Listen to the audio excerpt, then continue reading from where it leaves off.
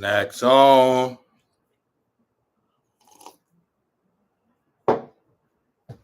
Snax on Sports. I'm back, man.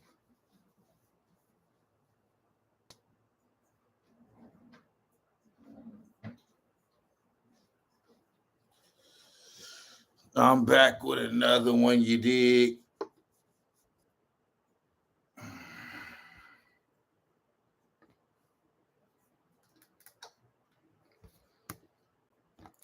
What's good with y'all, man? We finna get into this Snax on Sports. I'm back with another one. We finna get into this hating ass, old ass, in his feelings, bitter ass motherfucking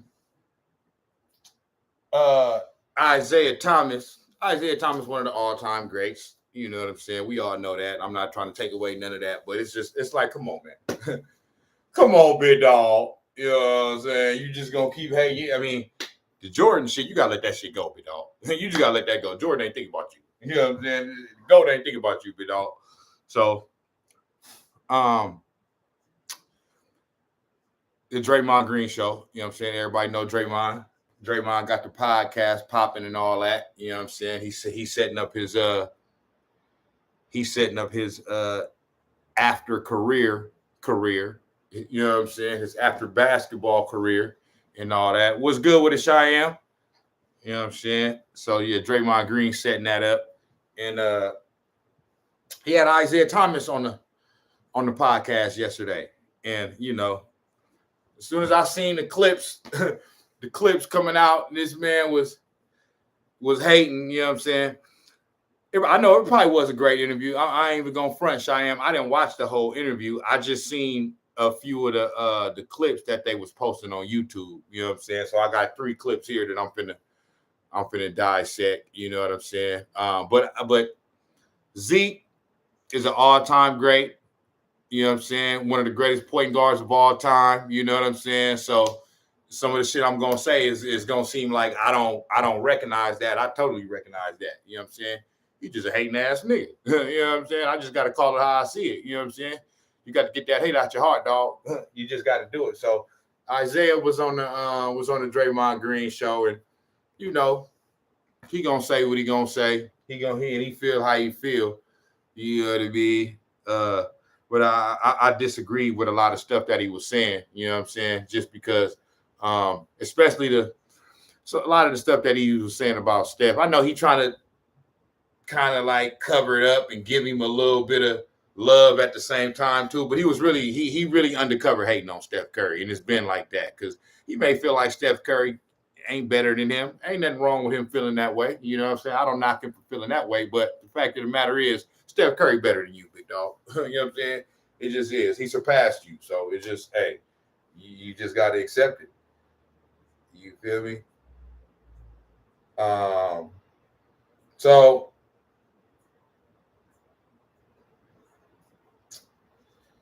So yeah, here we go. Both Jordan fans and LeBron fans, they both worship it way too much. Yeah, I mean, yeah, I'm. This is the thing with me. You know, I grew up. I'm not saying that I wasn't a Jordan fan because I was a Jordan fan, but the thing about Michael Jordan was that he was so great and he was so good that like when I was growing up playing basketball, we all had other players that was like our favorite players because everybody fucked with Jordan. Like Jordan was just like everybody fucked with Jordan. So it was all right. It was like he was damn near too good. You know what I'm saying, to even have as a favorite player. Because when I was a kid growing up playing basketball, our favorite players we tried to emulate. You know what I mean? So my first ever favorite player was BJ Armstrong because that was my role on the team. You know what I'm saying? I was a role player. You know what I'm saying? Hence, the name BJ derives from BJ because when I was playing basketball, the starting point guard from my team, my nigga Calvin Brown, twin Calvin, You know what I'm saying? His favorite player was Kevin Johnson. So he was always trying to like emulate Kevin Johnson. He wore number 7. I wore number 10. You know what I'm saying? For BJ Armstrong. But so he started calling me BJ at like 10 years old. You know what I'm saying? That shit just stuck with me. Then the rest of the team started calling me BJ. Then the school start calling me BJ. You know what I'm saying? You know, everybody, you know, friends at school start calling me BJ. You know what I'm saying? And then in the hood, they start calling me BJ. So I was known as BJ. After a certain point, they didn't even I didn't get called by my government name, which is James. You know what I'm saying? Everybody was calling me BJ. There's motherfuckers to this day that don't know that James is my government name. So then when I started rapping, you know what I'm saying? Once I started rapping, the name B Jada was actually given to me by one of my best friends that passed away. You know what I'm saying? When I was 19. You know what I'm saying? So once he gave me that name and then he passed away, you know what I mean? I had to keep it because at first I was kind of iffy on that. You know what I'm saying? But that's where B Jada come from. And everybody just called me Jada. The media be doing Wilt and Kobe dirty. It's sad how they trashed him. Yeah, Kobe, I agree with. Wilt, I've always only heard like good things about Wilt, you know what I mean, and adulation about Wilt up until recently. You know what I mean, like the past few years. And it's not that I hear negative stuff about Wilt. It's just that with the emergence of a few other players, Steph Curry in particular, once Steph Curry won that 4th ring was the first time that I started to hear certain media members like drop Wilt out of the top 10. Not hella far out of the top 10, but like, you know, with, you know, maybe like 11 or, you know, 12 or something like that. Because now we getting to a point, man. It used to be like in the 80s and even the 90s, in the early 2000s, you could definitively say like who the top 10 players were. Now we're getting to a point, you know what I mean, with the emergence of, you know, Steph and LeBron and KD and now like Jokic and Giannis, and you know what I mean? It's a new crop of all-time greats that, hey, I understand that we want to give, you know, a lot of the credit to the past time, you know what I'm saying? But so it's hard to, it's when I think about it, because I'd be like, damn, because I ain't even gonna front. At a certain point, I had dropped Wilt out of my top 10 to like 11 or 12. And that's just because I had to put Steph. Once Steph won that 4th, I got to put him up in there. I got to put him. I got to have him. I got him at number 10. You know what I'm saying? So that's just, hey, I had to put him up in there, big dog. I'm sorry. I just had to do it because it's like 4 rings along with, you know what I mean, the rest of his accolades and all the 3 and how he revolutionized the game. You know what I'm saying? And I understand Wilt did the same thing too, but then he only got the 2 rings. And then the thing about Wilt that I found out, that I've been finding out lately, is that he had Wilt Chamberlain, hey, dominant, you know what I'm saying?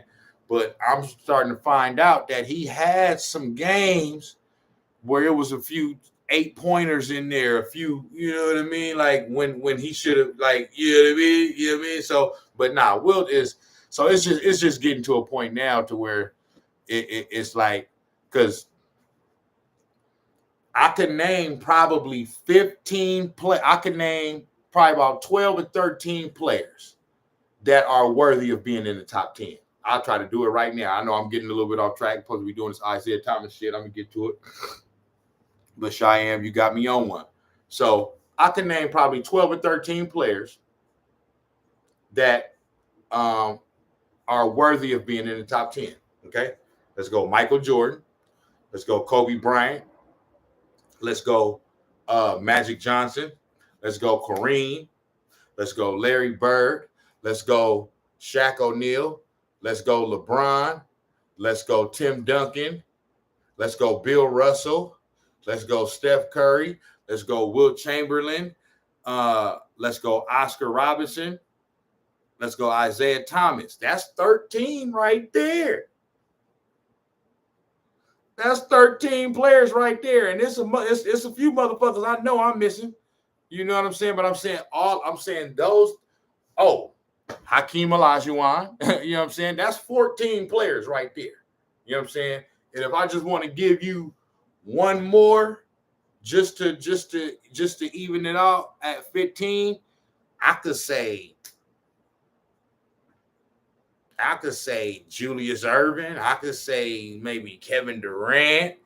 I could say I know it's somebody I'm forgetting, but you know what I mean. I just throw on that on for that 15th slot. You know, I say half and half. Julius Erving, Kevin Durant. You know, Julius Erving probably not. You know, and Kevin Durant not too. So not they. But then I'm saying that Julius Erving and Kevin Durant are definitely like top 15. You know what I mean? You know what I'm saying? Top 20. You know what I'm saying? I say that both of them are definitely top 20. You know what I'm saying? But I just stick to the 13 then. The other 13 that I said, all 13 of those players are worthy of being in the top 10 all time. I'm gonna say it again. Michael Jordan. I'm gonna try to go the first five. The first five is in order. That's my top five. The next five kind of alternates, except for Steph Curry. I got him at 10. So really it's the next four. The ones that I got alternating in that 6, 7, 8, 9 range is Shaq, Bill Russell, LeBron, and Tim Duncan. You know what I'm saying? And then Wilt Chamberlain. You know what I'm saying? See, I have Wilt Chamberlain at 11.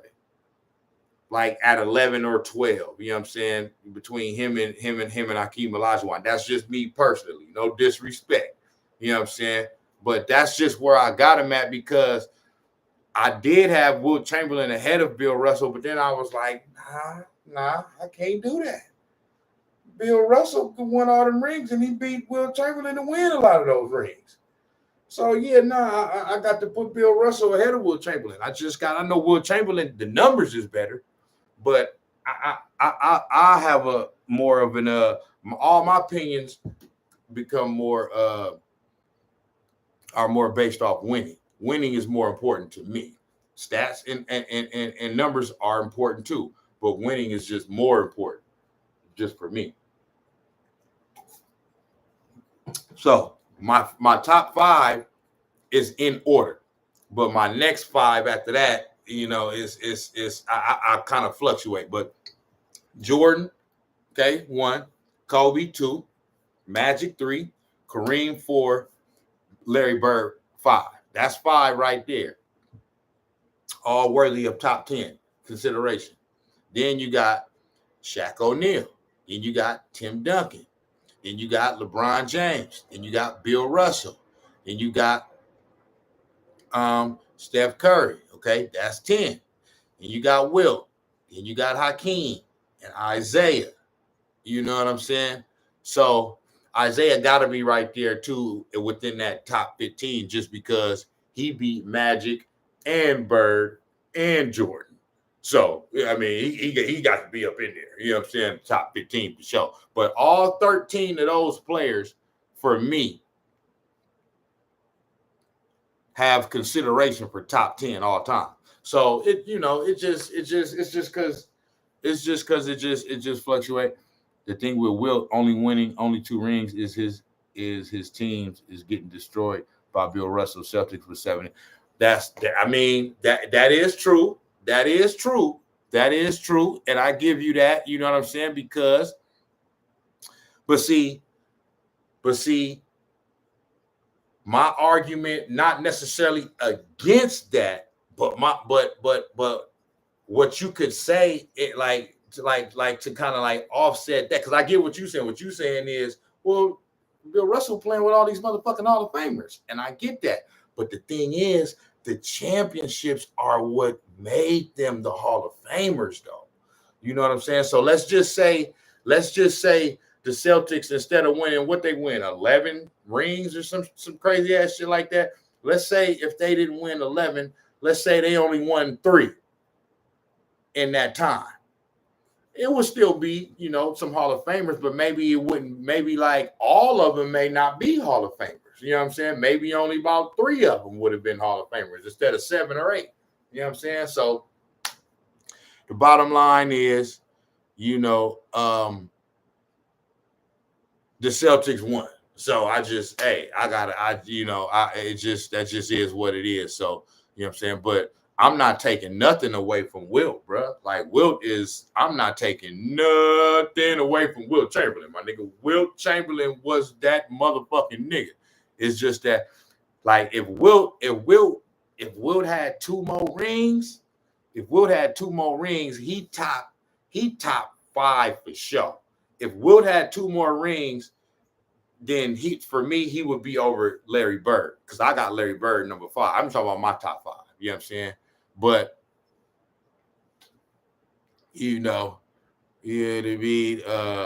it just those 2 rings, and then some of those performances that he had where he didn't,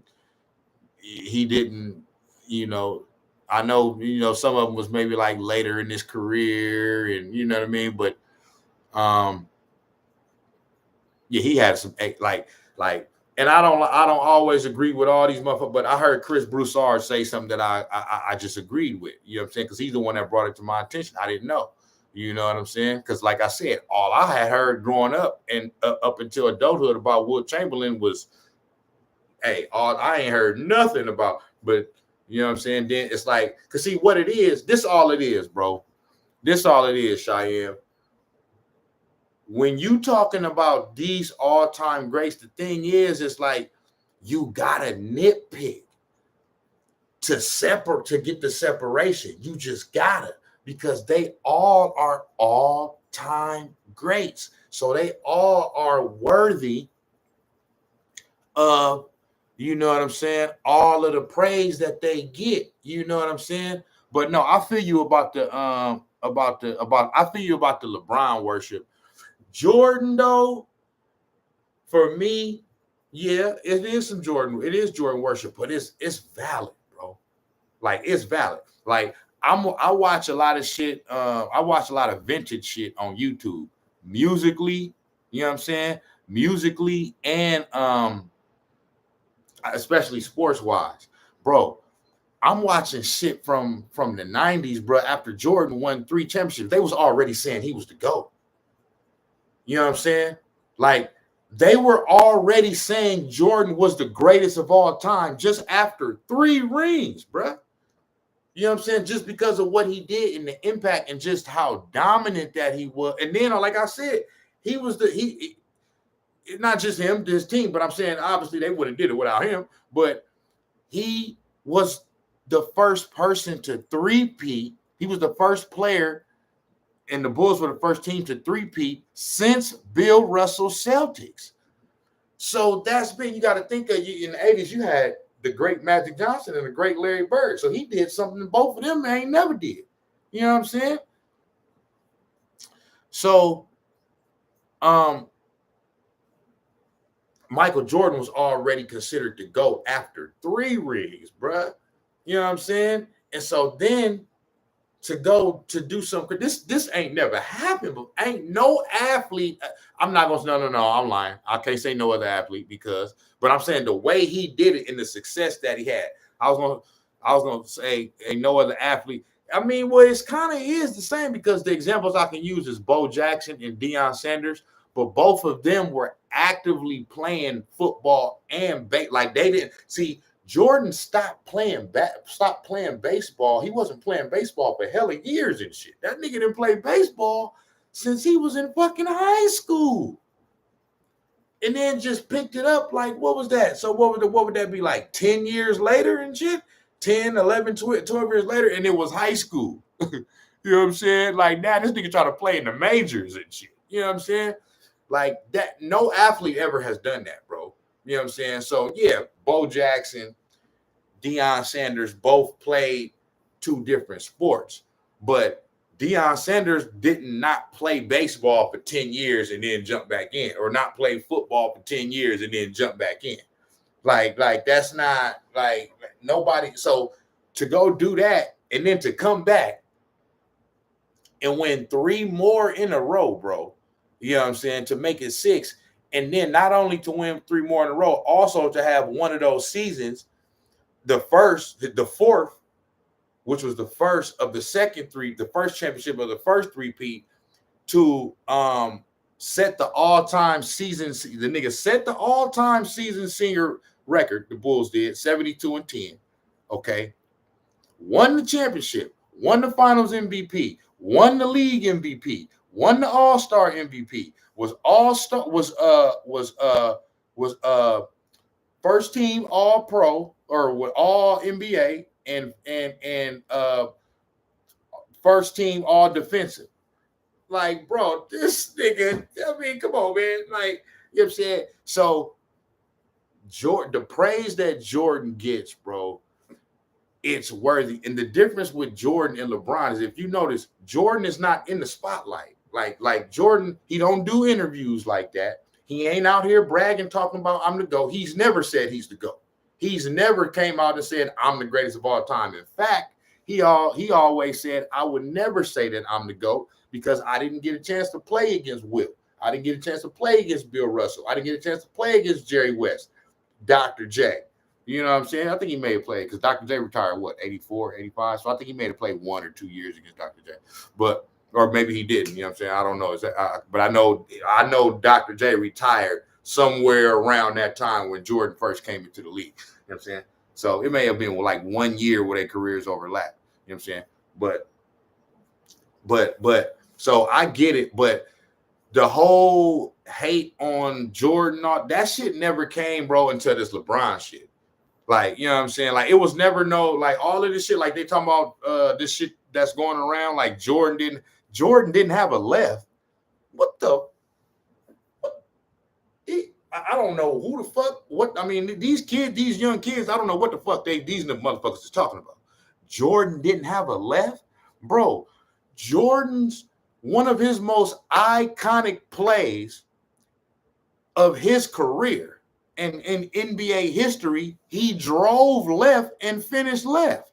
In game 2 of the first NBA Finals that they won against the Los Angeles Lakers, when he drove left and then was getting ready to dunk the ball right, and then said, "Nah, I'm finna come back like this with the left hand and lay that motherfucker up." How that man ain't got no left? Like, all of this is they're trying to like, bro, you it don't matter what you try to do, what you try to say, you're not going to be able to suppress what Michael Jordan was just because you fuck with LeBron James. Like, that's just sad, bro. Like, it's just, so that's all they trying to, that's all these young kids trying to do. And the whole we done with the 90s shit. Okay, what the fuck that mean? You can't erase what the fuck happened in the night. Like, I don't even like, but hey, they trying to, because it's just dumb. It's just dumb, stupid in the motherfucker. My top 10, Wilt, Russell, MJ, Wilt at 1, Bill Russell 2, Michael Jordan 3, Kobe 4, Magic 5, Bird 6, Zeke, Hakeem, Duncan, Kirk. Man, don't even got LeBron in there.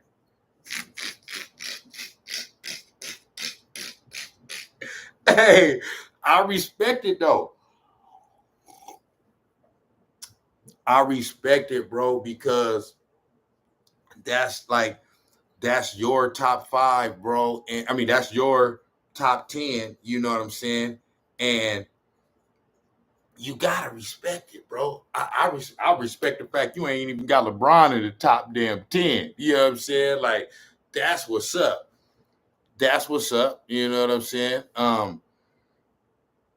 And to have Wilt at number 1, I'm not mad at that. I'm not mad at that at all. You know what I'm saying? To have Bill Russell at number 2, I'm not like your top 10 on some real shit. like it make me think. Like it's not my top 10 is my, or at least my like my top 5 to 10 is my top 5, my 10. It ain't like changing like that. But your top 10 is a very interesting top 10. That's the most unique top 10 I've seen. You know what I'm saying? Like LeBron out in my top 20 since he could make the play. Hey, and on some real shit, look, I'm gonna keep it all the way 100, bro. To me, LeBron James overrated than a motherfucker, man. He just is, bro. And I'm gonna tell you one thing that your top 10 does do for me. It do make me think about, do I really want to have him in my top 10? You know what I'm saying? On some real shit, because you could make an argument. Like I said, I named 13 motherfuckers. You know what I'm saying? And you could make an argument for all 13 of them to be, you know what I'm saying, in you know what I'm saying, in the top 10. You know, but nah, like on some real shit, because, and I'm watching this bitch right now, the motherfucking Sacramento Kings against the Lakers. They getting their head beat in. I mean, they only down by 11, but yeah, I'm watching it right here. But yeah, nah, man, that make me, because it's like, bro, like I've always said, I can say Tim Duncan is better than motherfucking LeBron James. For one, he got more rings than him. All his rings came on one team. He ain't have to prostitute himself around the league to try to win championships and all that shit. And on top of that, they played 3 times in the NBA Finals. Tim Duncan won twice. Like that's all the case I need. You know what I'm saying? Like so there's a case for Tim Duncan that's better than him. There's definitely a case for Shaq. There's a case for Shaq because Shaq got the same amount of rings. Okay, he got 4, and Shaq was the most dominant, or one. Him and Wilt. Some people will say Shaq. Some people. For me, I always kind of just lean a little bit more towards Shaq just because I seen it, you know what I'm saying? And like, it wasn't nothing like that for, you know what I mean? But I always hear about how dominant Wilt was too. And then when I see the highlights and shit too, so can't take nothing away from that, you know what I'm saying? But yeah, and there's a case for Wilt, you know what I'm saying? I was just saying my personal stuff, there's a case for Wilt to be better. You know what I'm saying? He got the 2 rings, but see, some of LeBron James rings, man, I'm like that, especially that. I'm telling you, man, that motherfucking Mickey Mouse ring, I always say he got 3.5. I always say he got 3.5, bro, because I don't give a damn. That's why I'm glad the Warriors didn't win it that year, because whoever would have won that championship that year, it's an asterisk by that. I'm sorry. Yeah, you get credit that you won in those circumstances because all the teams that was there was under the same circumstances. So I give them that. It wasn't like they had more of a benefit than the rest of the teams that was there.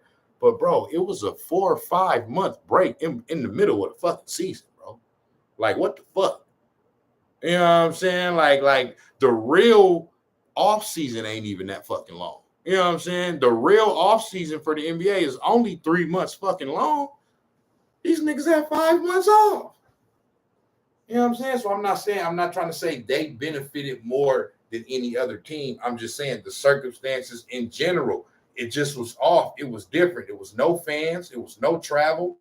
Like, bro, that's an asterisk, bro. I'm sorry. Like, you that's an asterisk like a motherfucker. And the 2016 ring. Everybody want to give this money. Only thing I just always upset about that. And but hey, I gotta keep it real though, Cheyenne. I gotta keep it real, and I do have to say this is that I didn't always have disdain for LeBron James. You know what I'm saying? I got to be honest and say that. You know what I'm saying? His first run in Cleveland. I'm not saying I was a LeBron James fan, but I definitely wasn't like a LeBron James hater like I am. You know what I'm saying right now, and I'm proud of it. You know what I'm saying? Hey, but yeah, we out here. You know what I'm saying? LeBron James haters, we is out here on YouTube. You know what I'm saying? And it's loud, and I'm glad that it is. You know what I'm saying? I don't know, Cheyenne, if you watch Scap Attack or if you've heard about that YouTube channel, Scap Attack. he be going in on LeBron all the time, but with facts though. But he do it in a funny way. I love Scap Attack. You know what I'm saying? Because he be going in on LeBron like a motherfucker, and he show love to Kobe, and he be showing love to Wilt, and you know what I'm saying, and all that type of shit. You know what I'm saying? So, but I wasn't always a LeBron James hater, bro. That first 7 years, okay, I was a LeBron James. I'm not saying I was a LeBron James fan, but I wasn't not a fan though. So I was a somewhat fan of LeBron James all the way up until he came back to Cleveland. So when he was trying to win his first championship, I was rooting for him. I wanted him to win his first championship. You know what I'm saying? Because I seen how the media was doing. Like I'm saying, now you gotta remember, this is like now I was a Kobe fan though, so I didn't want him to beat Kobe. I was happy Kobe was winning those championships, but like I said, I wasn't not a LeBron fan. I wasn't a fan of his. I just wanted him to win that first ring just so it'd shut motherfuckers up. I didn't understand the floodgates that was about to open though. You know what I'm saying? So once he won that first ring, I was happy for him. You know what I'm saying? But after that, I wasn't rooting for him to win no more championships. I wasn't against him, but I wasn't rooting. And so I was happy when the Spurs beat them in 2004. I was happy when the Spurs beat the Heat in 2013. I was like, yeah, you know what I'm saying? Because it kind of is. So this is where my LeBron James hate started at. It first started with Kobe because I didn't understand how, because look, bro, I grew up in the 90s and in the 2000s, you know what I'm saying? But I was a kid in the 90s. So, bro, when I grew up, it was about winning, bro. Like we looked at stats. We loved stats. We did all of that, you know what I'm saying? But it was about winning. So I couldn't understand how, like, once LeBron, when the Heat went back to back, now they were starting to say LeBron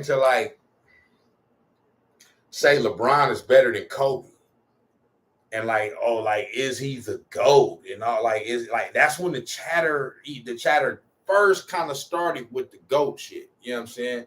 You know what I mean? And I'm like, the GOAT.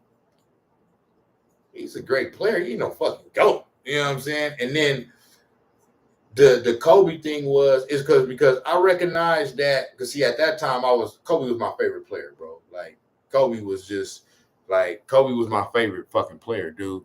And so I just felt like I'm like, hold on, this dude got 5 rings, bro. Like y'all not, how did, you know what I'm saying? But looking back on it now, as it's 2024, I can see how, because the Lakers won their last one with Kobe in 2010. You know what I'm saying? They won their last one in 2010, and then that next year, or not the next year, but that next year, the Heat went to the finals. They lost to the Mavericks. You know what I'm saying? And then the next year after that, then LeBron won his first one, and then they went back to back. At that time, in my head, because I'm such a big Kobe fan, I'm like, nah, nigga, Kobe's still the best, nigga. What you mean? Like, he's still the best. I know these niggas won a few championships and all that, nigga, but this nigga, Kobe Bryant, still the best. Looking back on it now, though, knowing like how it ended and how, you know what I'm saying? Because Kobe didn't suffer that Achilles injury until 2013. You know what I'm saying? Ironically, it was against the Warriors, and I was watching that game live. But I can see how they were starting to say that LeBron James may be the best in the world. I wasn't ready to say that yet. You know what I'm saying? I just, but looking back on it, I can see it now, because Kobe was declining a little bit. Like, he was starting to, you know what I mean? It was because of the injuries.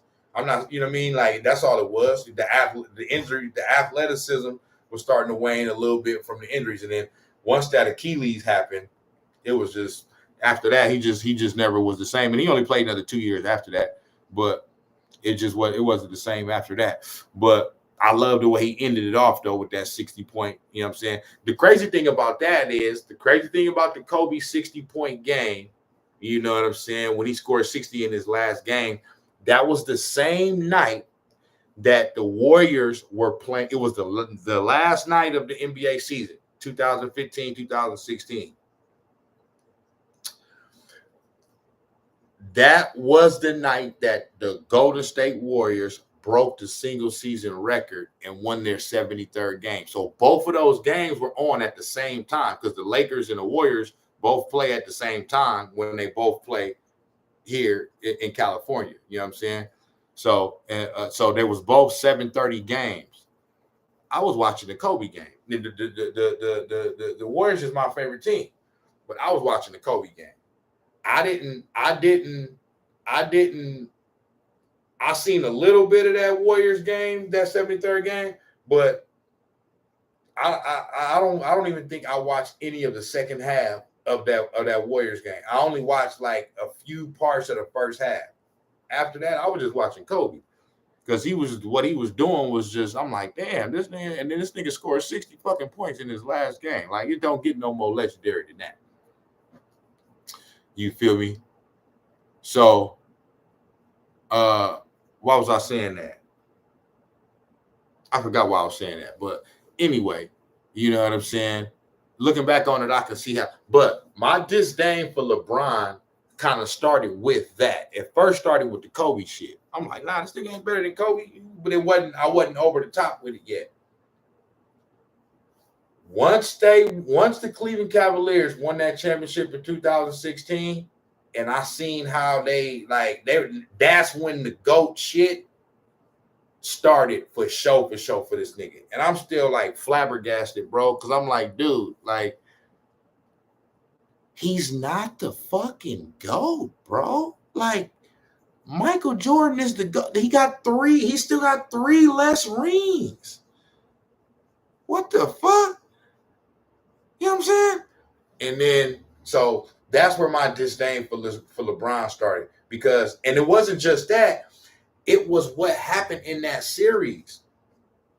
You know what I'm saying? It was what happened in that series, because for me, game 4, we up 2-1. It's the 4th quarter. We win game 4 to go up 3-1. In that 4th quarter, now I didn't watch LeBron James' whole career. LeBron James is not a fighter. He's not a motherfucker. He'll get, you know, he'll yell, and, you know, after a dunk, and that, you know, get it all excited after, you know what I mean, a play or whatever, like a lot of players do. But he's not a tough guy. He's not a fighter or anything like that, right? So when I seen him do what he did to Draymond Green, when he tripped him, then walked over him, and then after that, just so like, nigga, like he was just so in, like he was like damn, like he was ready to fight type shit. I knew he wasn't really ready to fight, because that's not the type of play. You know, he's not a fighter. You know what I'm saying? I said, oh shit. Because that's the first time I ever seen LeBron James like really act like that. You know what I'm saying? And again, I was like, oh shit. He knows that he can't beat us. Because you got to remember, the previous year, the Warriors beat them in the championship. If you want to say, Kyrie got hurt and blah, blah, blah, and Kevin Love got hurt, I don't want to hear that shit at all. That shit don't mean nothing, nigga. The Warriors, because see, when they say that, what they doing is they're talking about the Warriors like at that time in 14-15, like the Warriors were the Warriors that we became to know. They weren't a super team yet. That was Steve Kerr's first year. The previous year, they got bounced in the first round in a Game 7 series against the Clippers. Okay, so they hadn't learned. They were still learning how to win. They hadn't won no championships. LeBron James had already had 2 rings with the Heat. So I don't want to hear no excuses about, because Kyrie got hurt in game 1 and Kevin Love. The same Kevin Love that all y'all motherfuckers don't give credit for y'all don't give it, and y'all say he's a bum-ass motherfucking nigga. He didn't do shit when he was over there type shit. That's all I hear. When we all know that ain't the motherfucking truth. He just had to change it because all the star players got to fucking change their game when they play with fucking LeBron James because they want to give him all the fucking credit. And so that's why I agree with you with the worship with LeBron shit. Jordan, not necessarily, you know what I'm saying? Because Jordan shit is warranted because Jordan don't seek that shit. You know what I'm saying? Jordan don't go out seeking it at all. You know what I'm saying? Like, he don't want the motherfucking spotlight. All Jordan was about was winning. He wasn't about the attention. He wasn't about the fame and I'm this and I'm that. And he never said he was the GOAT and all that shit. Because if that was the case, he would have never retired after his first 3 rings. If he was trying to, like, he even said it in the motherfucker. It's an interview that I seen that I didn't even see back then. That's something that popped on YouTube that I seen over the past year, where he came and said it out of his own mouth. He was like, dude, for me, it's about winning. You know what I'm saying? He said, if it was about stats, because they asked him about stats or some shit, and he was like, if stats are not important to me, you know what I'm saying? I'm all about winning. I want to win. And so he said, if stats matter to me, he said, I would chase after Kareem's all-time record. He was basically saying that if I want to get that, I can get that. That's not important to me. And he even said, I would have never retired in 93 if that was important to me. And that's the truth. Like, why the fuck? You know what I'm saying? Like, so, but with LeBron, it's like, the reason why I became so disdainful to this nigga is because he's trying to, like, I see through all the shit, bro. He like it's manufactured championships. He's trying to trick the public and trick the basketball world into thinking that he's the GOAT. But that's the reason why he's still fucking playing. Now, I'll say this. I'll give him credit on this because I always say this about any player. Play as long as you want to play. I'm not trying to tell him, to say, I'm not trying to tell motherfucker, when they should retire. You know what I mean? Because, you playing professional sports, you don't get to do that your whole life. So play as long as you want to play. I don't knock it for play. Hey, play however much, but it don't matter how you could play 30 years, my nigga, and score fucking 60,000 points. You're not better than Michael Jordan. You know what I'm saying? I like what Skip Bayless said. Just because you play longer don't make you better. It's real shit. It's real shit. Jordan did all that shit, bro, in 12 years, bro. 12, 13 years. 13 years at the most. I ain't counting that motherfucking Wizard shit. That shit don't matter about nothing, bro. That shit don't matter. You know what I'm saying? So he did all that shit that he did, he did that shit in 13 years. So stop it, man. LeBron still ain't did as much as Jordan did and accomplished as much as Jordan did in 21 fucking years. So what the fuck is we talking about? Let Jordan would have played 20, 21 years, bro. He would have that motherfucking scoring record, bro. Like, come on, man. Like, this ridiculous. This nigga stopped his career twice and shit. After 93 and after 98. Like, what the fuck? So that's where my disdain came in with LeBron, because once he did that shit to Draymond, I'm like, oh shit. This motherfucker know he can't beat us. So he trying to do some shit to like, it was all like, it's like, instead of just playing the game man to man and just mano y mano type shit. Because like I said, the Warriors had won a previous championship. So now this is the second year in a row. So he's looking at it like, damn, we finna go down 3-1. I'm finna lose to these motherfuckers 2 years in a row. Not only that, these motherfuckers just won 73 games. This is supposed to be me doing this shit. This because when he went back to Cleveland, that was supposed to be his coronation. That was supposed to be, okay, yeah, I'm going back to Cleveland to win 2, 3, 4 championships, whatever.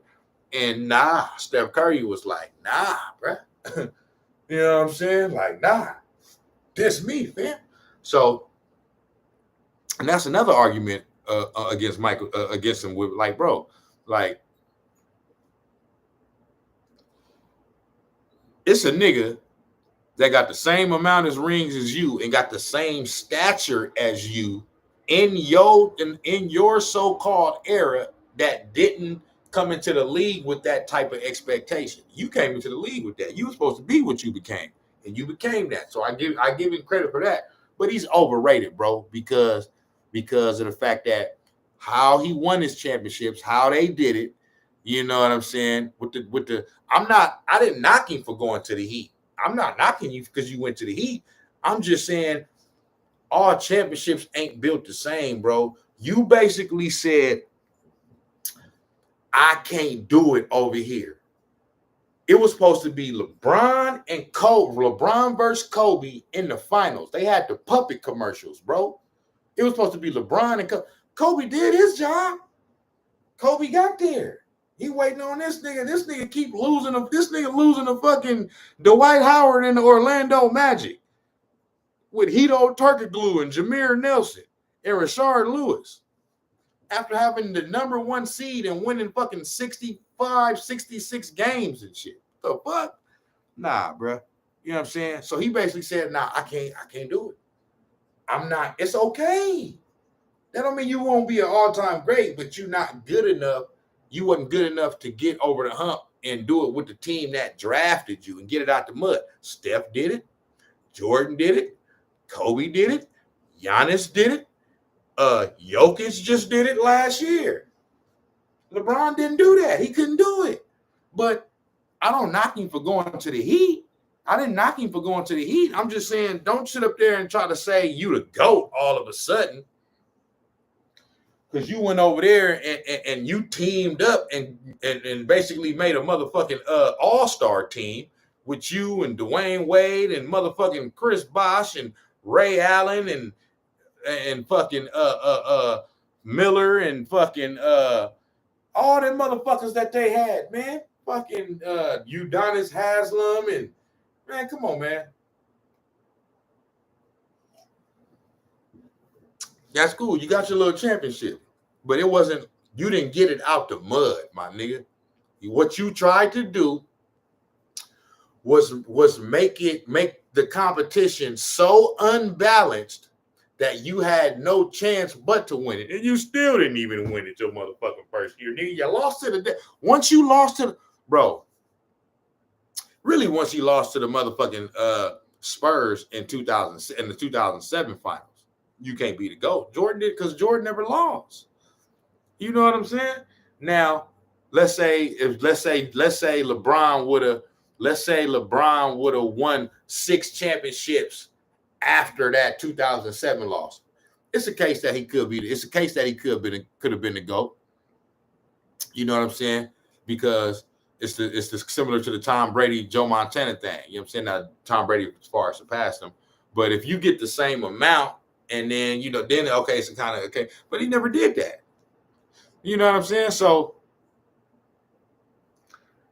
that's where my disdain for LeBron James started. When I'm like, bro, for one, because you cheated in the 2016 finals, okay, to get Draymond Green suspended instead of wanting us at full strength. That's like wishing one of somebody opponent get hurt so it can be easier for you and shit. That's some sucker shit. I can't respect that. You know what I'm saying? I'm like, damn, you want to be the GOAT that bad, nigga?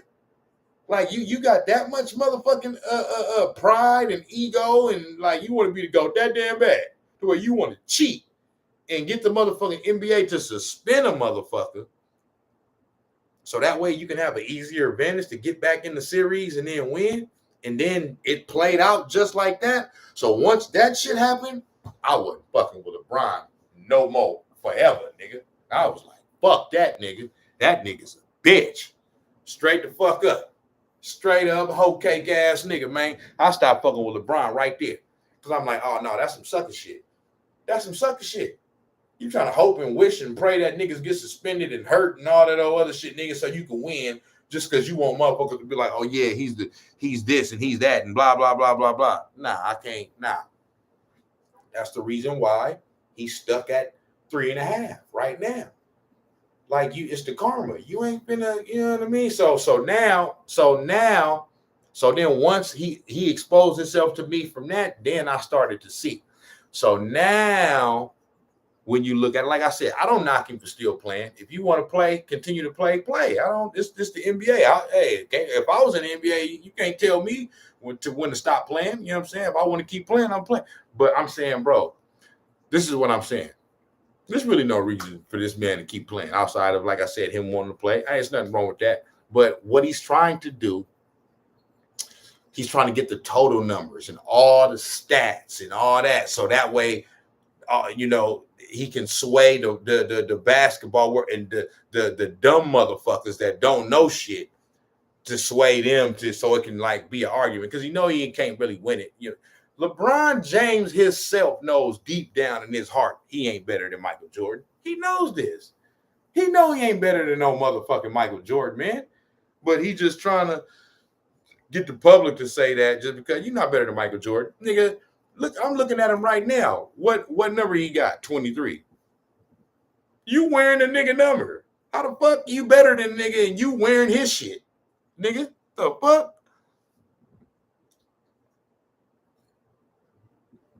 At the NBA 75, Michael Jordan wasn't even supposed to be there. He wasn't even going to be there. They introduced everybody else, nigga. This nigga surprised niggas. This nigga came out, Michael Jordan and Steph Curry got the biggest roar from the crowd. Michael Jordan got the biggest one, followed by Steph Curry. Everybody else got normal, regular, Michael Jordan and Steph Curry got the two biggest roars. You know what I'm saying? And probably Kobe. You know what I mean? Because by that time Kobe had passed this and that. The only thing I hate about Kobe is that, I was giving Kobe that love already before he died. Everybody want to fake all this shit now. You know what I'm saying? After he died and act like he was, you know what I'm saying? But I've been giving Kobe that. I've been saying Kobe was better than LeBron. I never said LeBron was better than Kobe, ever. You know what I'm saying? I've been saying Kobe was better than LeBron. LeBron don't got no fucking bag, nigga. All he do is put his head down and motherfucking bulldoze his motherfucking way to the basket. That he don't got no type of moves. He got no type of bag. He ain't never been a part of no dynasty. Not only has he not been a part of a dynasty like Kobe has and like Steph has, it's a whole other dynasty that exists in his era and shit. You know what I'm saying? Like, this shit is fucking ridiculous. What my nigga say? LeBron, I'm going to say NBA and Nike is doing everything to surpass Steph Curry just for LeBron, to prop LeBron up. Come on, man. We know this. That's why I'm glad I got woken up. Like I said, I wasn't always a LeBron hater, but I'm glad I got woken up. You know what I'm saying? And I just put him in my top 10. I ain't got him in my top 5. I got him in my top 10 though. I just put him in my top 10 though, just out of respect for really everybody else and what they be, but shit, your top 10 list made me think I might not even want to put that in my top 10 no more. Bitch, you probably top 15 on some real shit. You know what I'm saying? I started my disdain for LeBron when he ran to Adam Silver to suspend Draymond. Straight up. Two Raw Carcino, Scapatap is Scapatap. I be watching, Two Raw be on him too, though. Two Raw, Scapatap, Angry Old Hoops fan. I heard of him too. I ain't watched too much of shit, but I heard him too. And Carcino, yeah. Man, Carcino probably the biggest LeBron hater, bro, on the planet. I thought I was the biggest LeBron hater. Carcino don't give two flying fucks. You know what I'm saying? He said, man, Carcino damn it, he got that nigga in his top 50. You know what I'm saying? But see, you gotta kind of watch.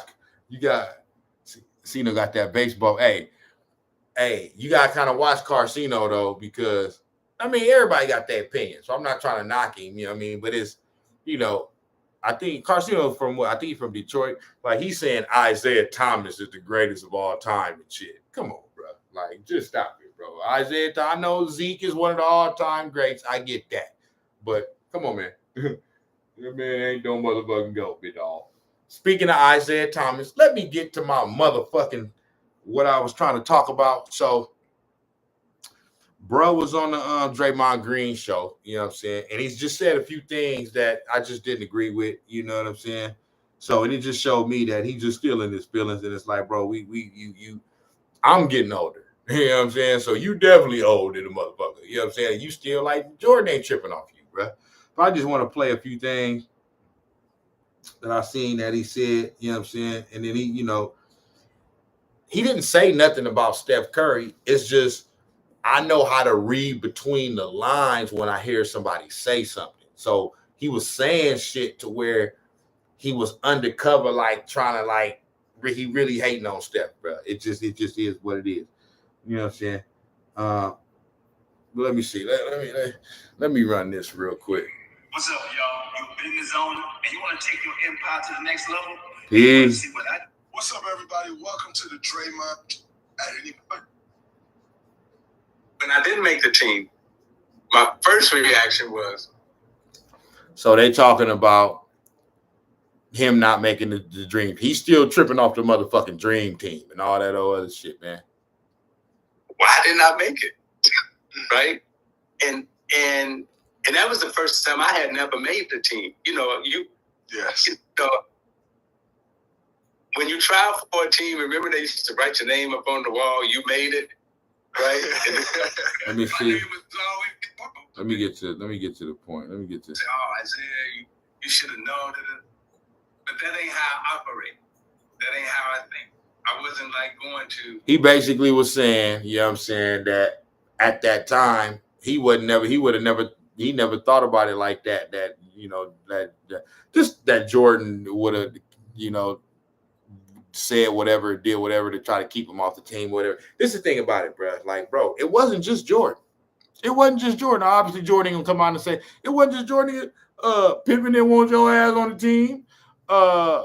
Magic didn't want your ass on the team. Bird didn't want your ass on the team. Barkley didn't want your ass on the team. Damn near, that's half the team right there. And Chuck Daly was the head coach of that team, who was your head coach for the Detroit Pistons. Like, come on, man. Like, so, bro, like, I'm just saying that I wanted to do this because of what he said towards the end of this little clip right here. He talking about apologies and all this shit. I just don't understand what, you know, it just. You know, this guy didn't want me to. That's the only backcourt that's ever been back. Okay, let me go back. On the team. So why wouldn't I take him at his word? That's what he said. Last Dance said, "Oh, this dude been lying for a long time." You know, that's when now you see me like, wait a minute, okay, because now I'm like, okay, I'm pushing back now, but it really wasn't nothing to push back on at that time because I didn't make the team. Rodman didn't make the team. Rodman was 3-time Defensive Player of the Year. Dude, Dennis Rodman was not going to make the fucking dream team, bro, over fucking Karl Malone and Charles Barkley. It was not going to happen. I understand he was 3-time Defensive Player of the Year and all that. That's it. I remember that time, bro.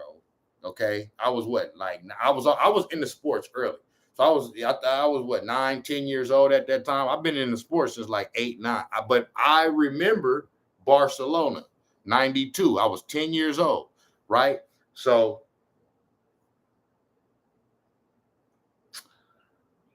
Charles Barkley and Karl Malone was them dudes at that time. So Dennis Rodman was that dude too, but they was them dudes like offensively and shit. He wasn't gonna make it over them. Like it just wasn't gonna happen. So that, I mean, you know, and then you got David Robinson. People forget, bro, like these David Robinson is an all-time fucking great. He one of the top greatest centers of all time. I know he kind of, get down there a little bit because you got Wilt, you got Kareem, you got Shaq, you know what I'm saying? And you got Bill Russell. You know what I'm saying? And you got Hakeem. You know what I'm saying? But you got David Robinson too. And you got Tim. I mean, I know they say Tim Duncan's a power forward. You got, you know what I'm saying? I got no issue with Zeke. These people need to stop asking Zeke about an MJ situation. The ones that need to let the shit go. Like, why is the media trying to? I agree with that. Because I was kind of thinking that too. Because I'm like, why they keep asking about? Because see, I was thinking like, bro, if I'm Zeke, look at this bitch. LeBron James, these niggas mad. Nigga, they down 104 to 88, getting ready to lose. You know what I'm saying? Anthony Davis, soft ass, ain't never beat motherfucking Domantas Sabonis. That nigga 0-9 against him in his fucking career. You know what I'm saying? Domantas Sabonis done beat his ass 9 times in a row. It's finna be 10. Anyway, I was thinking like, man, if I'm Isaiah Thomas, I'm telling these motherfuckers before the interview. But like, I'm telling motherfuckers before the interview, like, bro, don't ask me about Michael Jordan, bro. I'm not trying to talk about. But see, at the same time, if you say that, because then it's kind of like, because they want to, they're gonna want to ask me about it. But I would tell them I don't want to talk about Michael Jordan. So the only reason why I kind of still give Zeke a little flack for that is because he could tell him, bro, like, I'm not trying to keep talking about this nigga. And the fact that he keep talking about it lets me know that it still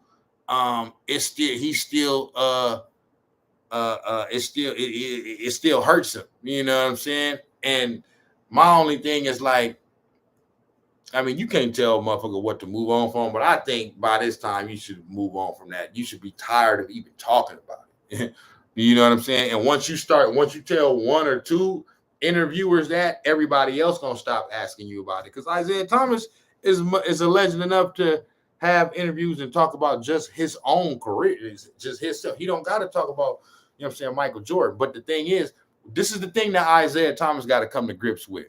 He made this bed himself. He got to lay in it. Okay, this is what he did. He was known for being an asshole. Him and Magic Johnson was best friends. All of a sudden, Magic Johnson come down with that shit. Now, I understand, you know what I mean? Kind of so, because, at the time, we didn't have, the knowledge of, wasn't near like that. So, but Magic Johnson come down with that shit, and he get to, laughing and joking and kind of like making jokes like, oh, no, this nigga might be. Because at that time, it was like, oh, if you was a dude and you got HIV, then you on that zestfully clean, man. You know what I'm saying? Because at that time in the 80s, it was like, oh, and I know he didn't get diagnosed until 91, but I'm just saying in the 80s, it was like, it was still new, you know what I mean? So they was trying to still figure the shit out, you know what I'm saying? And so it was mostly known as a homosexual disease. That's what it was known as. They were saying the gay men is the ones that's getting HIV, because a lot of them was, but you know what I'm saying? But it's not, we didn't have all the info to know that, oh no, it ain't, you don't gotta be gay to get it. You know what I'm saying? It's all about swapping body fluids. You know what I'm saying? If you swap body fluids with a motherfucker that got that shit, you know what I'm saying, you gonna get that shit. You know what I'm saying? So whether they male or female. So fucking but yeah, Isaiah Thomas was, and if I'm Magic Johnson, I would be hurt by that. I'm sorry. I would be hurt by that, bro, because I just got diagnosed with HIV. Y'all gotta understand, that was a death sentence at that time. And that you got diagnosed with HIV, your ass gonna die. That's what it was at that time. And then for you to joke around about the shit, now I would have been hurt by that, and Magic Johnson was hurt by that. And because of that, that's part of the reason why Magic didn't want him on the team either. You know what I'm saying? And just how because the Pistons was kind of like it was like everybody felt like they was dirty. They was trying to hurt niggas and shit. You know what I'm saying?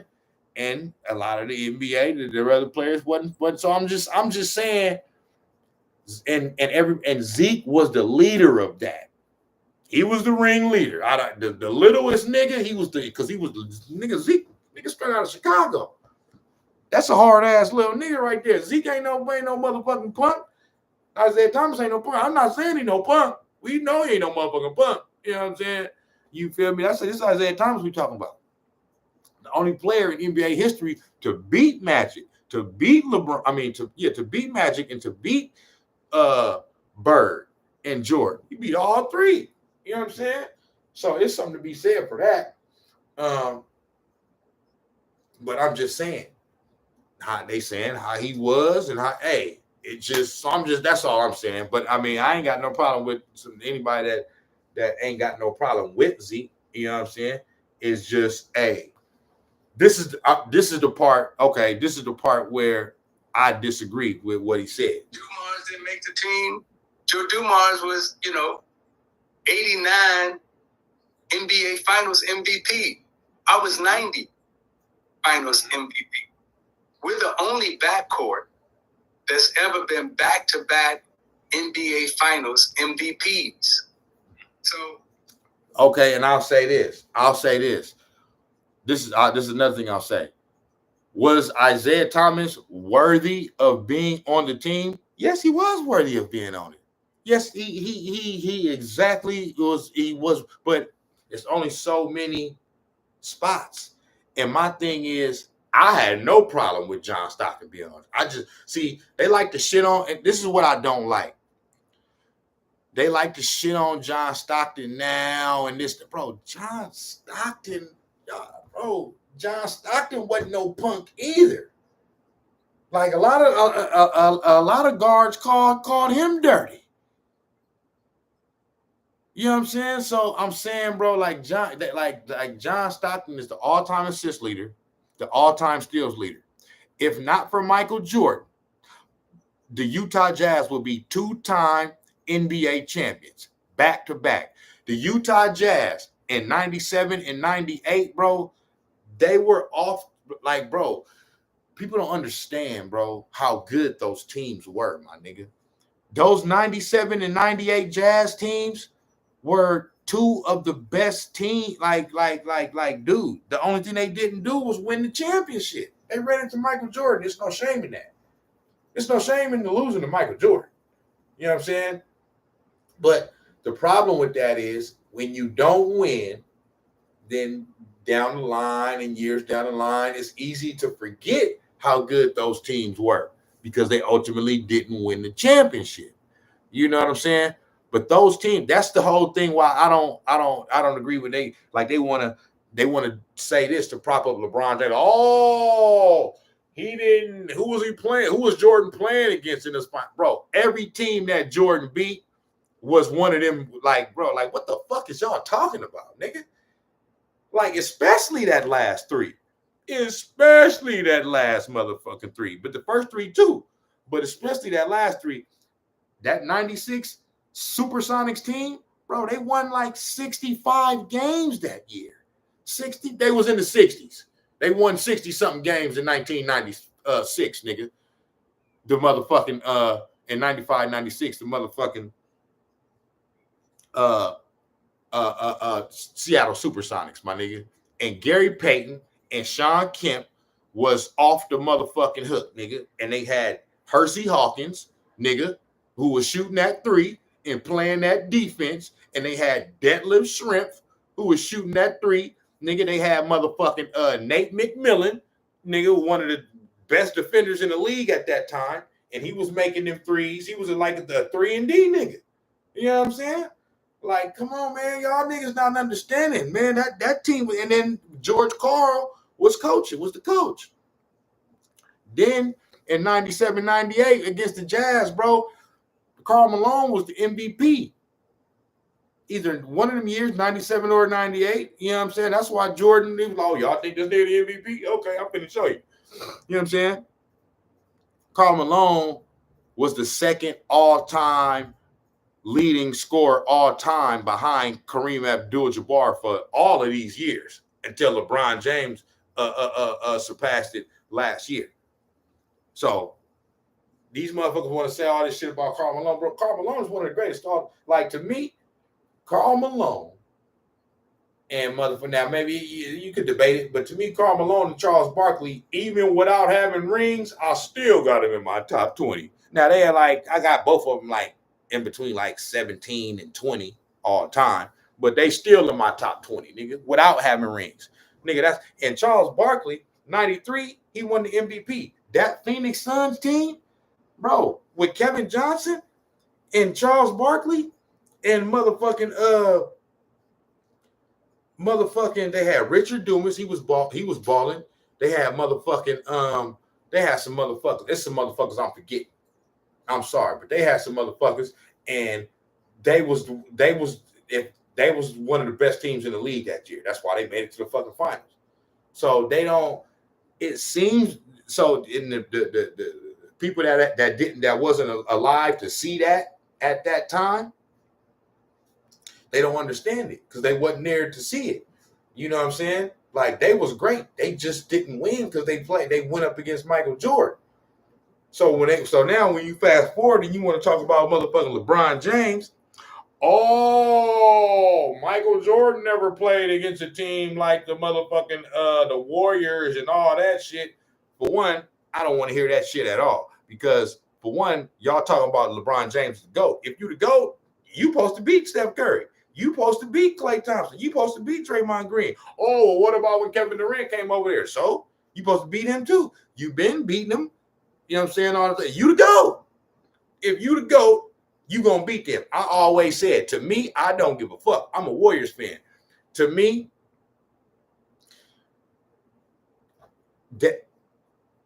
any of them Bulls teams, I don't give a fuck. As long as they got Michael Jordan, any of them Bulls teams is beating the Warriors. I'm talking about the 2017 Warriors with Kevin Durant. That's just how I feel. I don't give a damn. I seen Michael Jordan play. He would have beat them. They would have beat them. They just would have beat them, bro, because I'm not saying they would have swept them or nothing like that. They would have beat them because you could get physical with Steph Curry. You could even get physical with Kevin Durant. Okay? I've seen it before. Okay? So Kevin Durant lost the motherfucking 3-1 lead to us in 2016. That's how we got all the way up there to lose that motherfucker. Then did you see what Boston Celtics did to them in 2022? You know what I'm saying? In the fucking first round, swept them. This nigga act like this nigga was playing like he forgot how to play basketball and shit, fumbling and bumbling the ball all over the place. You know what I'm saying? So I've seen both Steph Curry and Kevin Durant. You know what I'm saying? Like, you can get physical with them. You know what I'm saying? And so I'm saying, especially that second three-peat, when you on that perimeter, when you got Michael Jordan and you got motherfucking Ron Harper and you got Scottie Pippen, bro, Scottie Pippen and Michael Jordan, to me, they two of the top 5 defenders of all fucking time. Bill Russell up in there. If you want to say Dennis Rodman, if you want to say Ben Wallace, if you want to say, you know, for nowadays, Draymond Green, if you want to say, there's a few motherfuckers I'm not mentioning, but Sidney Moncrief and bro, Joe Dumars, bro. But to have a perimeter defense of Michael Jordan, Scottie Pippen, and Ron Harper, I'm telling you right now, they would have been guarding Steph, Klay, and Kevin Durant. They would have been able to defensively. They would have been able to get up in there. I'm just sorry. That's just me. That's just me. And the Warriors are my favorite team. They've been my favorite team for life, nigga. And I'm saying that, especially that last three-peat, Jordan is beating the 2017 Warriors. You know what I'm saying? So I forgot why even the fuck I was saying that, but I know it was something off LeBron. You know what I'm saying?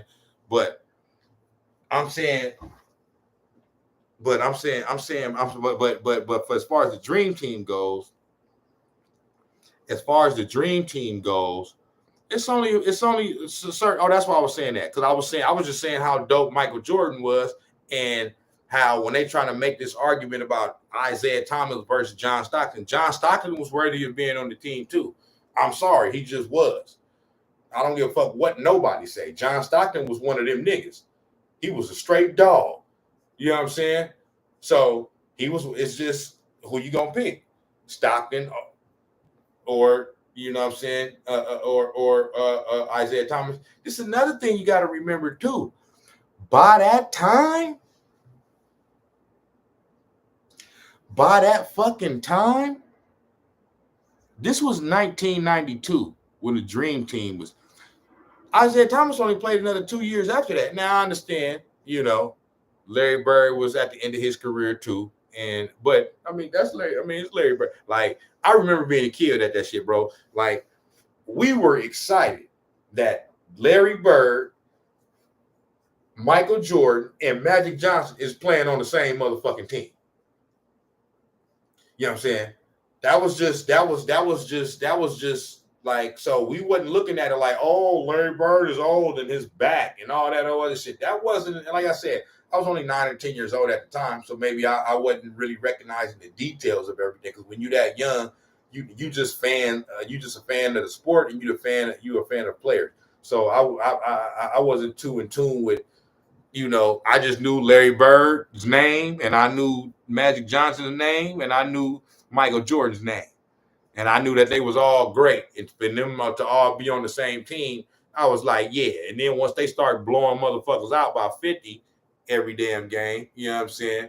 So, but I got no problem. No, I had no problem with as we didn't think twice about it. Like growing up, it wasn't even, like I said, I was young, so maybe it was a talk and I just didn't know about it. But as far as amongst my peers and just us being kids and growing up playing basketball, we never thought nothing about it. Like, oh, Isaiah ain't playing, or why Isaiah ain't on the team, and nothing like that was never even brought up.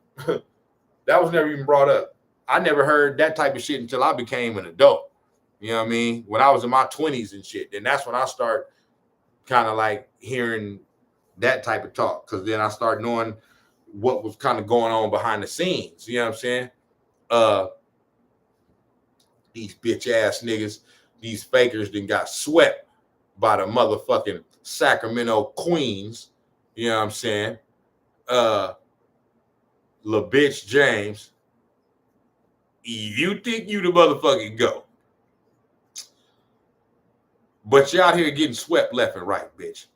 It just don't make no damn sense. You know what I'm saying? You got swept in 2007. You got swept by us in 2018 in the finals. You've been swept a hell of a time. You got season series swept by the fucking Sacramento Kings. Even we beat them twice this year already. You know what I'm saying?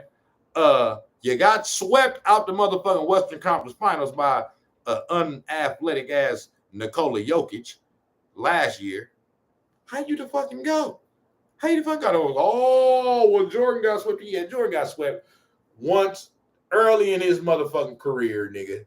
You know what I'm saying? When he didn't have the team yet, bitch. The Warriors got to beat the Fakers and the refs this Saturday. Yeah, I don't think they're going to win, bro, just because, like, and I'm not mad at it. You know what I'm saying?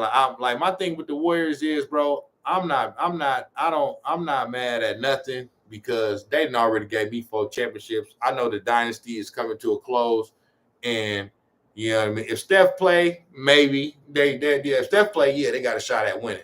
If Steph don't play, they're not winning, bro.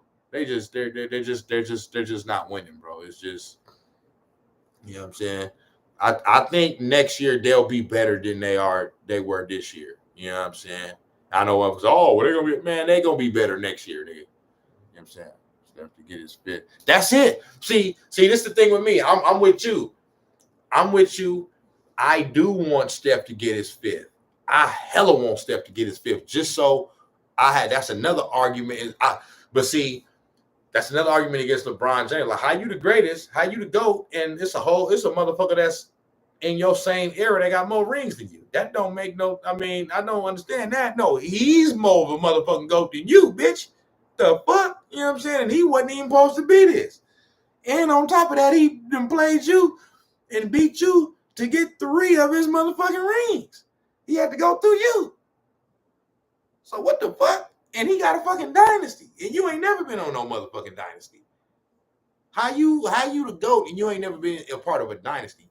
Every GOAT, I want to say outside of Wayne Gretzky in hockey and baseball too, because to me, Barry Bonds is the GOAT. He didn't even win the championship.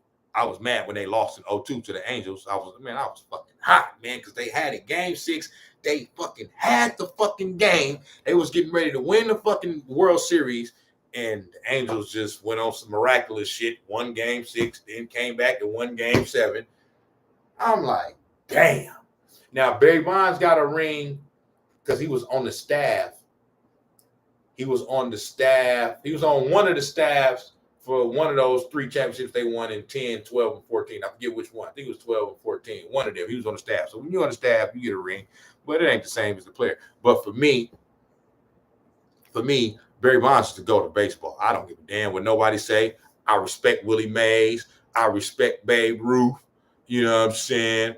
I respect whoever the fuck else they want to say. But I never seen no shit like Barry Bonds. Like, Barry Bonds, the all-time greatest home run. I don't give a fuck about no damn steroids. He didn't need no damn steroids. He was just doing that shit if he did it. He never even got caught for the shit. But if he did do it, he just did that, bro, because he was just trying to keep up with motherfucking – he was trying to keep up with motherfucking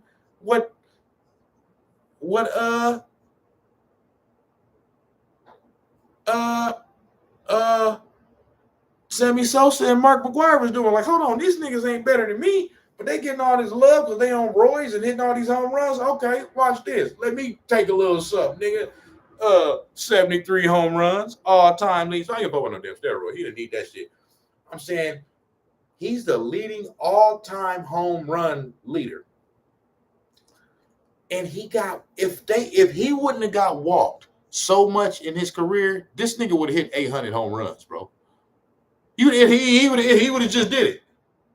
Like, bro, you couldn't even throw the ball over the plate, bro. Barry Bonds is ridiculous, bro. I don't even want. But the reason I'm saying that is because outside of baseball and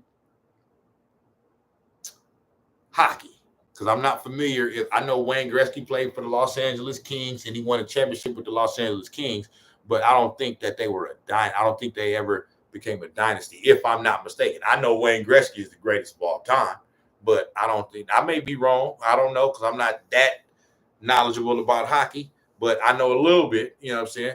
But I don't ever remember anybody hearing everybody talking about him being a part of a dynasty, but maybe I'm wrong. I don't know. I got to go back and look it up. But for the most part, for basketball and football, anybody that's been legitimately considered a GOAT has been a part of a dynasty. Okay. Joe Montana was considered the GOAT for a very long time before Tom Brady. He was part of a dynasty. Tom Brady is considered the GOAT now. He was a part of a dynasty. Michael Jordan, he was a part of a dynasty. Magic Johnson was part of a dynasty. So even Larry Bird was a part of a dynasty. Bill Russell, dynasty. Steph Curry, dynasty. How the fuck is you the GOAT in basketball and you ain't never been a part of a fucking dynasty? The Heat was not a dynasty. If they would end up getting a third one, then it would have been a dynasty. They never got a third one. They lost in embarrassing fashion in year 1. Year 2, they beat the Thunder. Year 3, Kawhi Leonard and Manu Ginobili choked with them motherfucking free throws down the end, and Tim Duncan too, when he fucking missed that motherfucking layup that he always make.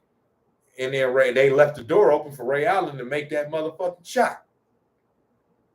And Greg Popovich choked too by not having Tim Duncan in the game on that fucking play when Chris Bosh got the rebound and threw it back out to Ray Allen. Why the fuck Tim Duncan, one of the greatest rebounders in NBA history, ain't on the fucking court? See, these coaches, sometimes they outsmart, they too fucking smart. You know what I'm saying? Greg Popovich still one of the greatest coaches of all time. I'm just saying, you fucked up there on that one, boy. You know what I'm saying? So, Then they won that one. Then they got blew out in the next finals in 14. And then the Warriors snuck up on their motherfucking ass. You know what I'm saying? So I forgot why I was saying that, but you saw Savannah look at LeBron and Bronny's get LeBron was getting a little bit. They was getting a little too frisky over there, man. Yeah, I'm like, hey, they getting a little bit too motherfucking frisky. But that was my whole thing about the Dream Team. Joe wasn't on the team. Robin wasn't on the team. I wasn't on the team. So now we like, oh, well, the league hate us.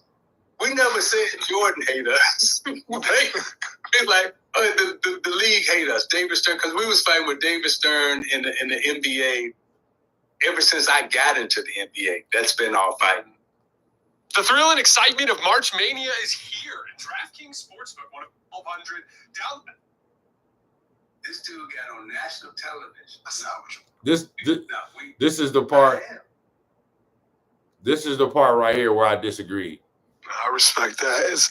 Where is your relationship at today, and is that salvageable? Dude, no, not salvageable. No, the only way this is salvageable. This dude got on national television, international television, and called me an asshole. Somebody who's been really good to him. And until so wait.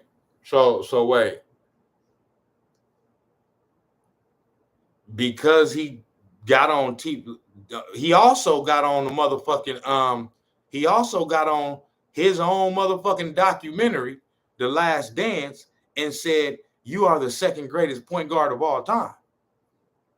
You ain't saying that he said that. So the man got respect for you, dog. You know what I'm saying? Like so, but you talking about because he called you an asshole. So fucking what? Like you should be proud of that, nigga. Like, yeah, nigga, I was an asshole. Mm-hmm. Like, nigga, you the one disrespected this man and his team by not shaking this man's hand after he shook y'all hands in the 2 previous Eastern Conference Finals or whatever when y'all fucking beat them. You know what I'm saying? I know the mother can say, oh, well, you know, that they didn't have to shake it. But I'm just saying, okay, yeah, they didn't have to do it, but this is the consequences of it. Like, he like, damn, in defeat, I respect the game. In defeat, I done shook this man's hand after crushing losses. And we beat this man the first time, and they just walk off the court. No, like, so, you know what I'm saying? And like I said, I'm not, but I'm saying, come on, man, because he said, okay. He apologizes on international television. We ain't no conversation. You can't apologize. So hold on. So that's the part that I disagree with. So Isaiah Thomas. See, because the thing that's funny to me is when I'm hearing him talk, it sounds like he thinks Michael Jordan gives a fuck. This nigga don't give a fuck. And you talking about an apology? You think this man finna apologize to you? Like, come on, man. Michael Jordan don't owe you no damn apology because he went on TV and international airwaves or whatever, and called you a asshole. Come on, man. That's just that don't mean.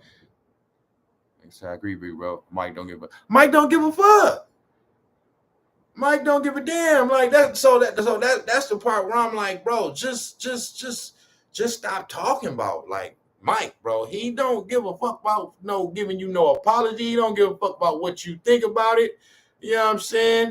He don't give a fuck about none of that. You know what I'm saying? So it's like I feel like he Isaiah Thomas one of the greatest, bro. But it's like he embarrassing us. It's like it's embarrassing, bro. It's like you talking like this nigga give a fuck, bro. He don't give a fuck. What the fuck you talking about? And have a private dinner when you didn't embarrass me publicly. If you didn't mean it, say it publicly. Now, if you meant it, let it stand. That's just he ain't really mad at that. It's just they don't like each other. It's been beef for years, and it just is what it is. But the reason why I respect Mike Mo, because he's not talking about it. You know what I'm saying? Yeah, he talked about the situation. He talked about it in the documentary in The Last Dance. That's when you're supposed to talk about it like that. But every fucking interview this nigga talking about Michael Jordan. Nigga don't give a fuck about you like that. Like, you know what I'm saying? So that was the first thing that was the first clip that I disagreed. You know what I'm saying?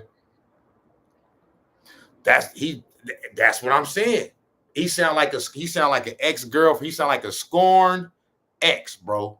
You know what I'm saying? That's like he can't get over. It's like, bro, you gotta get over that, bro. Like he not even like that's old news. You know what I'm saying?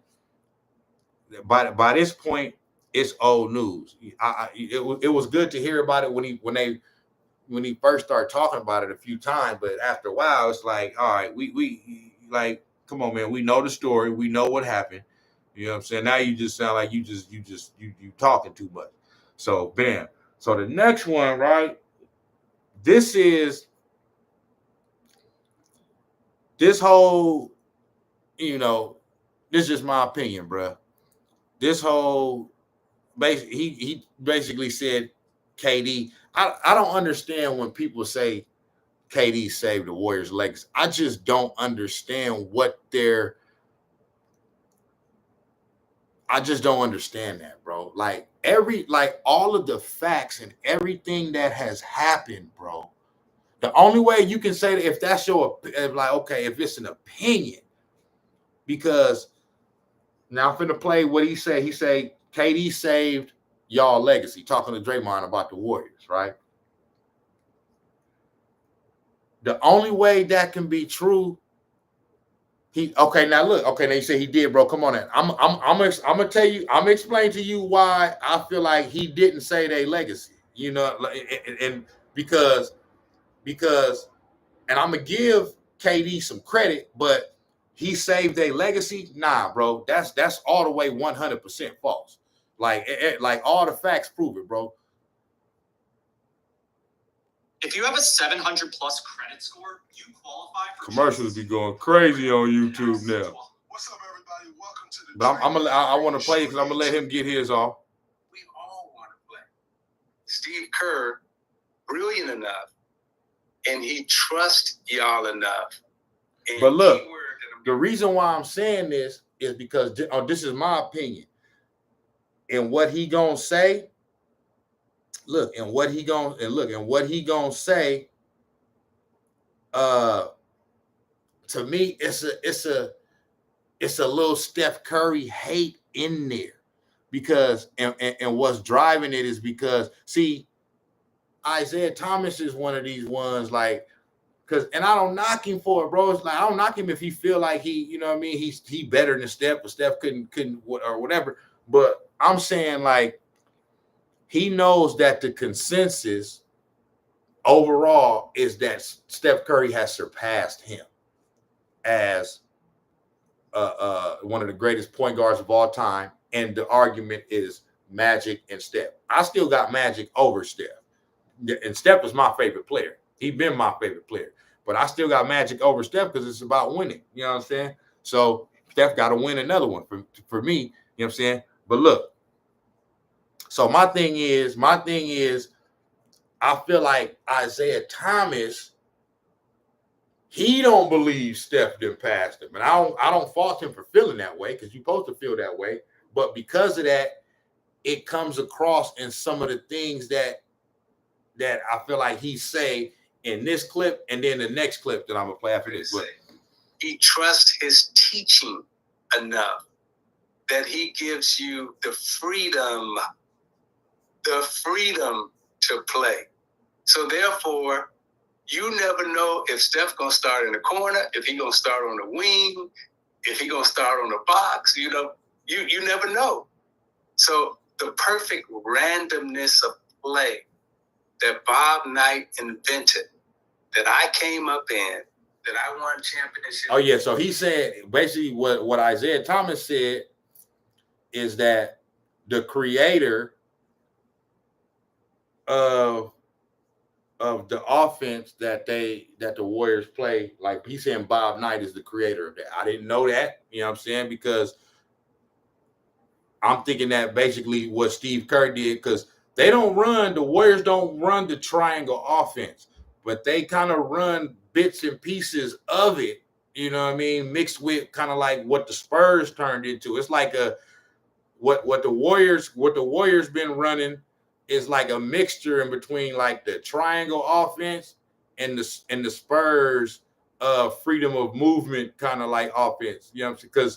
Because the Spurs was the one that was doing that shit before the Warriors. You know what I'm saying? The Warriors just took it to the next level because they had Steph and Clay with the shooting and all that shit. You know what I'm saying? But the Spurs is kind of the, you know what I'm saying? So Steve Kerr, I look at it like Steve Kerr took the best of Phil Jackson and not just Phil Jackson, because it was Tex Winter that was the creator of the motherfucking triangle. But he took Phil Jackson, Tex Winter, and what Greg Popovich did, and then put that shit all together. You know what I'm saying? And and then but Isaiah Thomas is saying that Bobby Knight was the creator of that. I didn't know that. You know what I'm saying? I don't. Said Indiana, that's the way you play, and that's makes it so difficult. So, yeah. Yeah, I agree. The Warriors' offense is most based on small ball, even when we had Bogut. Yeah, no, I agree. I'm just saying that because I remember, because like the whole thing about like that's how the Heat.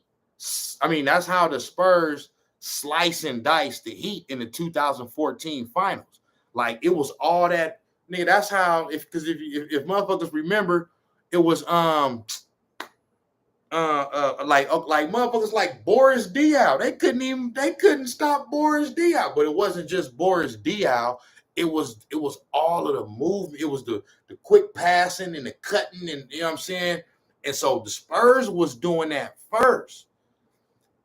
Then when Steve Kerr went over there to the Warriors, they basically took that, but just put it on supercharged though. You know what I'm saying? But nah, it was the small ball shit. They've been small ball. You know what I'm saying? It's just the league and caught up to that small ball shit now. And then now, shit, man, when you got Jokic out here, you got Giannis out here, you got Embiid out here, you got Anthony Davis out here. Hey, small ball cool, but you need somebody to deal with them motherfuckers down there. You feel me? I feel that, but Steph's just so dynamic and can shoot from anywhere, so you can't really compare it to the era. Because if Steph was in that era, it would be a problem. No, Steph is a problem in any motherfucking era for sure. The way that nigga can shoot and dribble and all that shit, like to me, Steph is the most unique player all time, bro. We never seen no shit like this. Steph is ridiculous, bro. Even the Warriors were small with Bogut at the 5. Yeah. Steph 6'2", Clay, Dre. Well, yeah. Nah, it was still small ball. Nah, I agree with that. It's a beautiful thing to watch. I appreciate that history lesson. And I'll be honest with you. I can go, well, speaking of Kevin Durant, I'm happy to hear you say that because I've known this all along. All right, so look. This is my argument against this whole Kevin Durant saved a legacy shit. Like maybe it's just the wording of that, you know what I'm saying? But he didn't save the okay. This is how he didn't save the legacy, right? Because and so what Isaiah Thomas is saying, I don't think I played this part yet, but one of the things that he was saying is that he's assuming this is the thing that I disagree with, because I've heard Shannon Sharp say this. I've heard a lot that this whole thing about once the Cavs cheated and LeBron James got motherfucking Draymond Green suspended and all that shit and they won that series. This whole notion about, it was over now, and the Warriors would have never been able to beat the Cavs again. Like I don't understand how you can say that.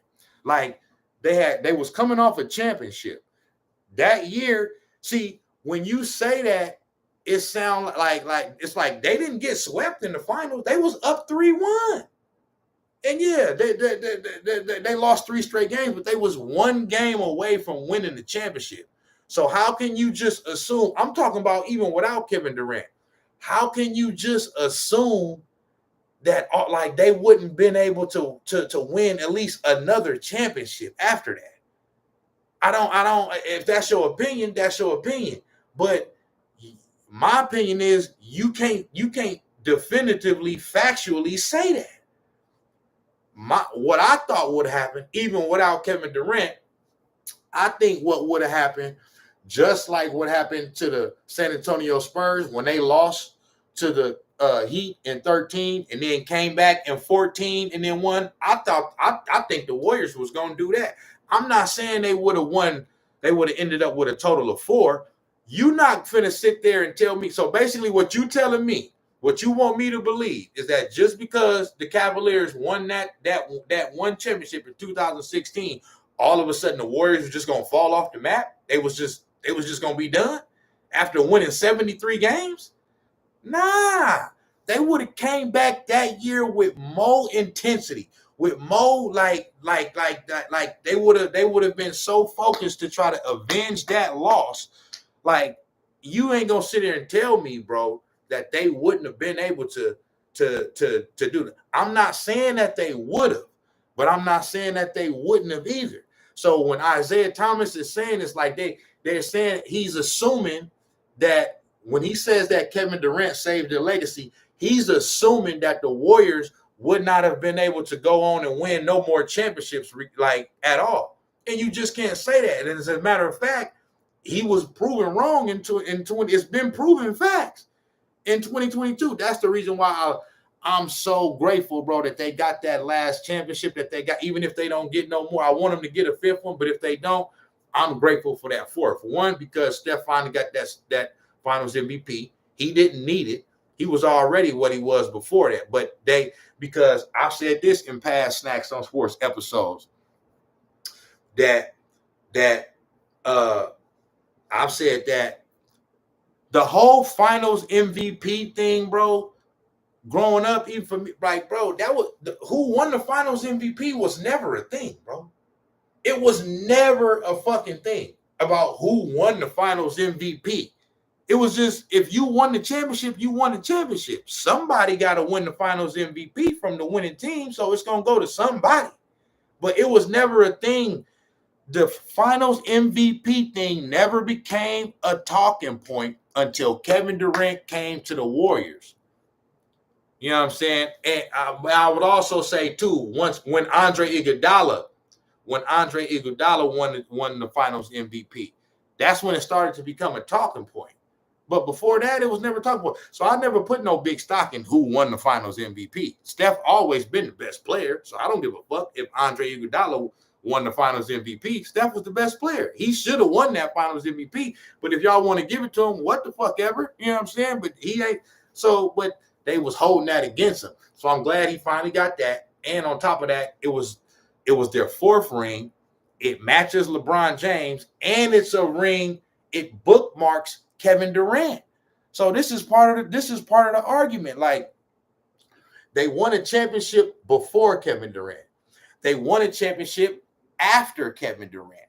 Even one of the championships that they lost in 2016, they had to beat the fucking Thunder. They came back from 3-1 against Kevin Durant. Kevin Durant and the Thunder should have been in the motherfucking finals. You know what I'm saying? Like, so my whole thing is like this. You can't save the legacy of a team and I'll speak just specifically about LeBron, about Steph Curry. You can't save the legacy of a player that wasn't expected to to do what he did coming into the league, and he did that. Like, for example, LeBron James was expected to do what he did. You know what I'm saying? And he did it. So I give him credit for that. He became exactly what they thought he was going to be. It was the same way with Kevin Durant, though. He was supposed to be what he was, what he ended up being, right? Steph Curry was never supposed to be what he became. Nobody knew Steph Curry. Nobody knew Steph Curry was going to be what he became when he came into the league. Like, that's just it. Just he wasn't supposed to be that. That's a part of the whole argument, bro, because Steph Curry was behind players. He was behind Chris Paul. He was behind Kevin Durant. He was behind Russell Westbrook. He was behind who else? Like James Harden. He was behind players. And then all of a sudden passed all of them up. Even me as a Warriors fan, any Warrior, and if any Warrior fan say the opposite, they fucking lying. In 2015, when the Warriors won the championship, I'm telling you right now, it's not one Warrior fan that thought that the Warriors was going to end the 2014-2015 season as NBA champions. That Warrior fan did not exist. I'm sorry to tell you, it just didn't. Now, they had a good team, but you didn't think they was gonna win no fucking championship, bro. I'm sorry, bro. Like, that's just not so. What I'm saying is, the Warriors, they had already won a championship, bro.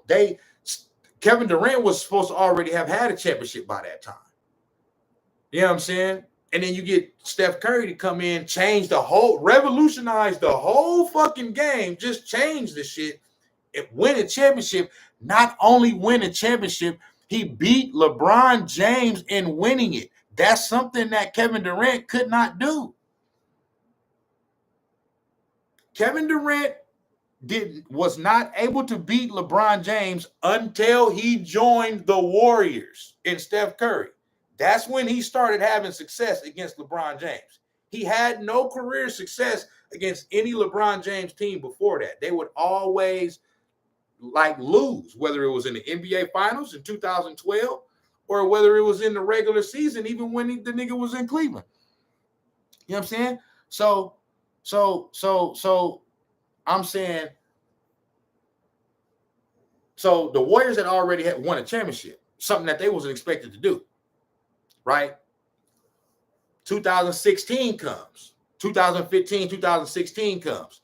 After the Warriors won that championship, all the talk was,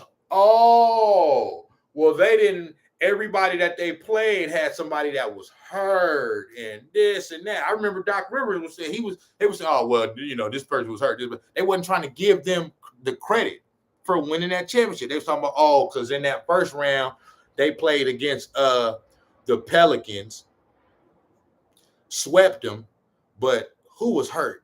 Somebody from the Pelicans. That was when Anthony Davis was on the Pelicans. Somebody was hurt on the Pelicans. I think who was over there, man? What I'm saying is, because you said we was hurt, bro. What you mean? No, I'm agreeing. No, I'm not. What I'm saying is, I'm leading up to a story, bro. I'm giving the example. So basically, they was trying to discredit the Warriors championship. And this is what led to the 73. This is what led to them fucking going off that year, because everybody was trying to discredit. So they was trying to say, somebody was hurt in the first round. Then the second round, we played the motherfucking Memphis Grizzlies, was down 2-1. Okay? And they had not won the championship yet. They was the best record in the league. They was the number one seed. Steph Curry he won his first MVP, but that still don't guarantee you're gonna win the championship. You still gotta go through the rigors of the playoffs and win a championship. And they were down 2-1 against a rough and tough, gritty Memphis Grizzlies team that had Tony Allen, Marc Gasol, Zebo. Okay. Like, that was a tough-ass motherfucking team, nigga. And they was down 2-1 and won 3 straight, won that series. They want to talk about, because Mike Conley was hurt. Fuck out of here. The third round against the third round, they played against the Houston Rockets, and they were saying somebody was hurt. I forget who they was trying to say was hurt, but James Harden wasn't hurt. Dwight Howard wasn't hurt. They was both there. You know what I'm saying? Okay. And then in the finals, they talking about Kevin Love and Kyrie Irving. Bro, the Warriors we playing against LeBron James. I'm sorry. Y'all trying to tell me this man is the motherfucking GOAT. We haven't won no motherfucking championship. We ain't won nothing. He done won 2 fucking championships. We not supposed to be here. So I don't give a fuck if Kevin Love is hurt and all this shit. LeBron James, if they say you is, you're supposed to find a way to beat little old Steph Curry and fucking Draymond Green and fucking Klay Thompson. Fuck out of here. You know what I'm saying? And he couldn't do it. So what I'm saying is all of that, when they got all of that hate, bro, you know what I'm saying? In the offseason, and people weren't trying to give him the credit for winning the championship. They said, oh, okay. So y'all think it was luck? Watch this. 73-9, the first unanimous MVP in NBA history. And I'm gonna say this. Michael Jordan is the greatest player of all time. Okay? He's on the island all by himself. There's nobody, he the greatest to me. Okay. But that one season, bro. That one season in 2015, 2016, I haven't seen no one player have a better full regular season than what Steph Curry had just in that one single season. Even better than Michael Jordan. It's either Michael Jordan might have had one that was as good, but not fucking better. Like Steph Curry was fucking bananas in that regular season, bro. Like he was off. I never seen no shit like that, bro. Like they won 73 games. He was 40, 50, 90. The scoring champion. Okay. He led the league in scoring, unanimous MVP, led the league in steals. Bro, go back and look at them highlights, bro. And you ain't gotta look at the highlights. Go look at full game. And on top of that, bro, they was blowing motherfucker. This nigga was scoring 40 and 50 points in 3 quarters and not playing the whole fucking 4th quarter. Like, bro, Steph Curry was off the fucking chain in 2016. I never seen no shit like that in my whole motherfucking life, my nigga. He went fucking ape shit. You know what I'm saying? So the hating that they got in the off season after winning that championship, that's why they went crazy like that next year. Like, oh, okay, well, we finna turn up on you bitch ass niggas. You know what I'm saying? And so that's what they did. So, okay, so then they get to the finals. They get up 3-1. And I don't want to make no excuses and all that because they want to, but I'm saying y'all want to give all these excuses about if y'all want to say that 2015, y'all want to try to discredit that in the finals because of Kevin Love and Kyrie got hurt in game 1. Okay, well, in 2016, you guys forget in game 1 of the first game of the playoffs in the first round against the Rockets, Steph Curry sprained his MCL. His MCL in his knee, he sprained it, a ligament or whatever, and he was out for the rest of that series and for the first 4 games of the next series against the first 3 games against the Portland Trailblazers, the next series in the second round. And then he came back in game 4. That was the I'm back game when he had 17 points in overtime. And that's the most points that any player has ever scored in an overtime game in NBA history in the playoffs. You know what I'm saying? But he was hurt. But y'all don't want to say that because that was Kevin Love locked him up, bro. He didn't have full lateral movement, bro. He was hurt, my nigga. Kevin Love ain't stopping that nigga from doing nothing. He wasn't fully healthy, my nigga. If it wasn't the playoffs, and he wouldn't even been playing. He would have probably been out a whole nother month. You know what I'm saying? But they don't want to say that though. But I'm just saying. So they end up losing that, and so y'all want to say that because they lost that. Oh no, it was over. They weren't going to ever be able to beat LeBron James again, so they had to go get Kevin Durant. Bullshit. Kevin Durant had never won nothing. So how did he come over here and save us? We already won. This nigga had already 2 fucking MVPs. Kevin Durant only got 1 MVP. And he won 73 games. That's more than Michael Jordan won. What the fuck? How he come over there and save us? If anything, we saved him. I don't get this. If anything, the Warriors saved him. And then it got proven after he left. See, because when Kevin Durant left, he thought he was leaving the Warriors for dead. Oh, they done now. They ain't gonna be able to do nothing no more. Steph Curry said, hold my beer. Hold my motherfucking beer. Or I agree with that. Y'all saved each other. No, I can accept that. I will accept y'all saved each other. I'm not accepting no Kevin Durant saved our legacy and all that other shit. That's bullshit. Especially after 2022, when Steph Curry performed how he performed in the NBA Finals on the biggest stage against the Boston Celtics, the same team that swept Kevin Durant in that same year in the first round. Swept them. Kyrie played. So ain't no, well, Kyrie, nope, Kyrie was there. They got swept. And Kevin Durant, it was the worst series I ever seen him play, and it was the worst I ever seen him play at all in his career. Jason Tatum locked his motherfucking ass up. He didn't lock up Steph Curry. So how the fuck you saving, nigga? I beat the team that swept you to win my 4th ring. So that's 2 without you. And the only 2 that you have are with me. You know what I'm saying? So how the fuck you save my career? How the fuck you save my legacy? That shit is fucking bullshit. So for Isaiah Thomas to say this, bro, I don't like. To me, that's Steph Curry hate. That's narrative that he's trying to throw out there because he's like, hey guys, remember me over here when what I did. You know what I'm saying? Well, I give him credit. Isaiah Thomas got 2 rings. He's been to 3 finals, and he's the only player in that era to beat Magic, Bird, and Jordan. I give him credit for that. I'm not trying to take away that. But I'm just saying, bro, you don't start saying shit like Kevin Durant saved the Warriors' legacy and saved. Come on, man. Leave that for the media to say. If the media say it, all right, even because they don't know what the fuck they talking about. They all bronzexuals. So they gonna ride, they trying to push this narrative for LeBron James. You know what I'm saying, over Michael Jordan. I don't want to hear Isaiah Thomas say that. And if you say that to me, it come across as, oh, you just hating on Steph because you don't like the fact that they saying Steph is better than you and it surpassed you because you think you still better than Steph. So you trying to say something to put it out there to get people to discredit Steph in a way. You know what I'm saying? And they even saying it in the comments. Everybody saying it in the comments like, hold on, Zeke. Hold on, Isaiah now. Come on, don't do this.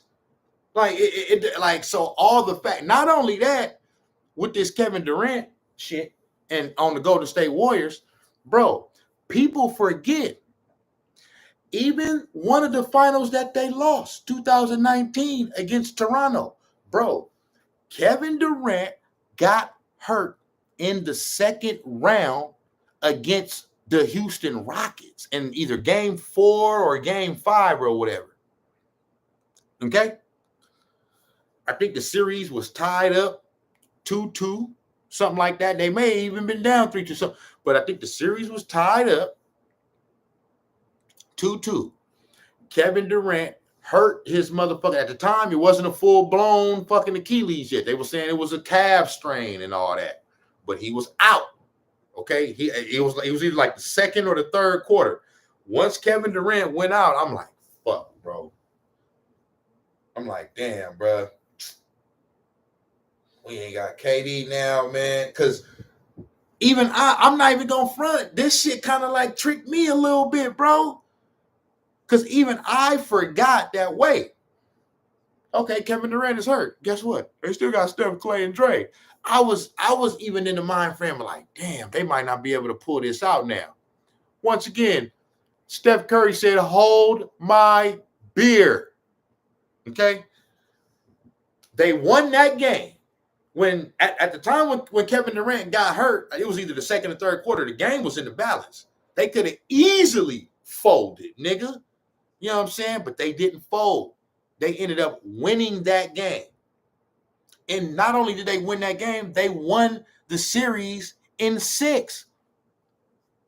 That was the game, and it was game 6 in Houston, where Steph Curry probably played one of the most horrible first halves of his career in the first half. And then he had the 33 points in the second half, nigga, and went crazy on they motherfucking ass. And it also what happened was, and this was Chris Paul over there and motherfucking James Harden. And what happened was, before that game 6 game, Steph Curry was trying to get some shots up. Chris Paul was like, nah, bro, you ain't getting no motherfucking shots up, nigga. This is my house, nigga. Fuck out of here, nigga. It made Steph Curry and them get off the motherfucking court. Steph Curry said, oh, okay, I got something for your bitch ass, and came back, dropped 33 in the second half. One of the most legendary performances in NBA playoff history. It just don't get remembered and talked about as much because they ended up losing in the NBA Finals. You know what I'm saying? To the Toronto Raptors. But that was the second round. So Kevin Durant got hurt. From that point on, the Houston Rockets had a chance to win that series. They didn't. They couldn't do it. Steph stepped up, and Clay. Game 6, Clay showed up. And we all know what Draymond do. Then the next round, in the Western Conference Finals, they played against the Portland Trailblazers. Swept them.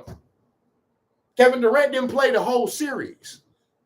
He didn't play the whole series, okay? They swept the Portland Trailblazers, okay?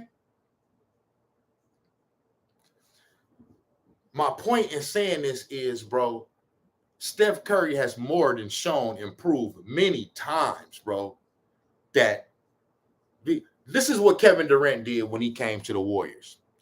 All Kevin Durant did is he just made it so that they're for surely unbeatable. They were already the best team in the league. When Kevin Durant made the decision to come to the Warriors, he just made it like, okay, it's over. Nobody's going to win anything for the next 3 years, for the next 2-3 years. So it's over. That's what he did. He didn't save their legacy. He turned them into a motherfucking all-star team. They weren't a fucking super team before Kevin Durant. Kevin Durant coming over there made them a super team. Before that, everybody else was drafted. Steph was drafted. Clay was drafted. Draymond was drafted.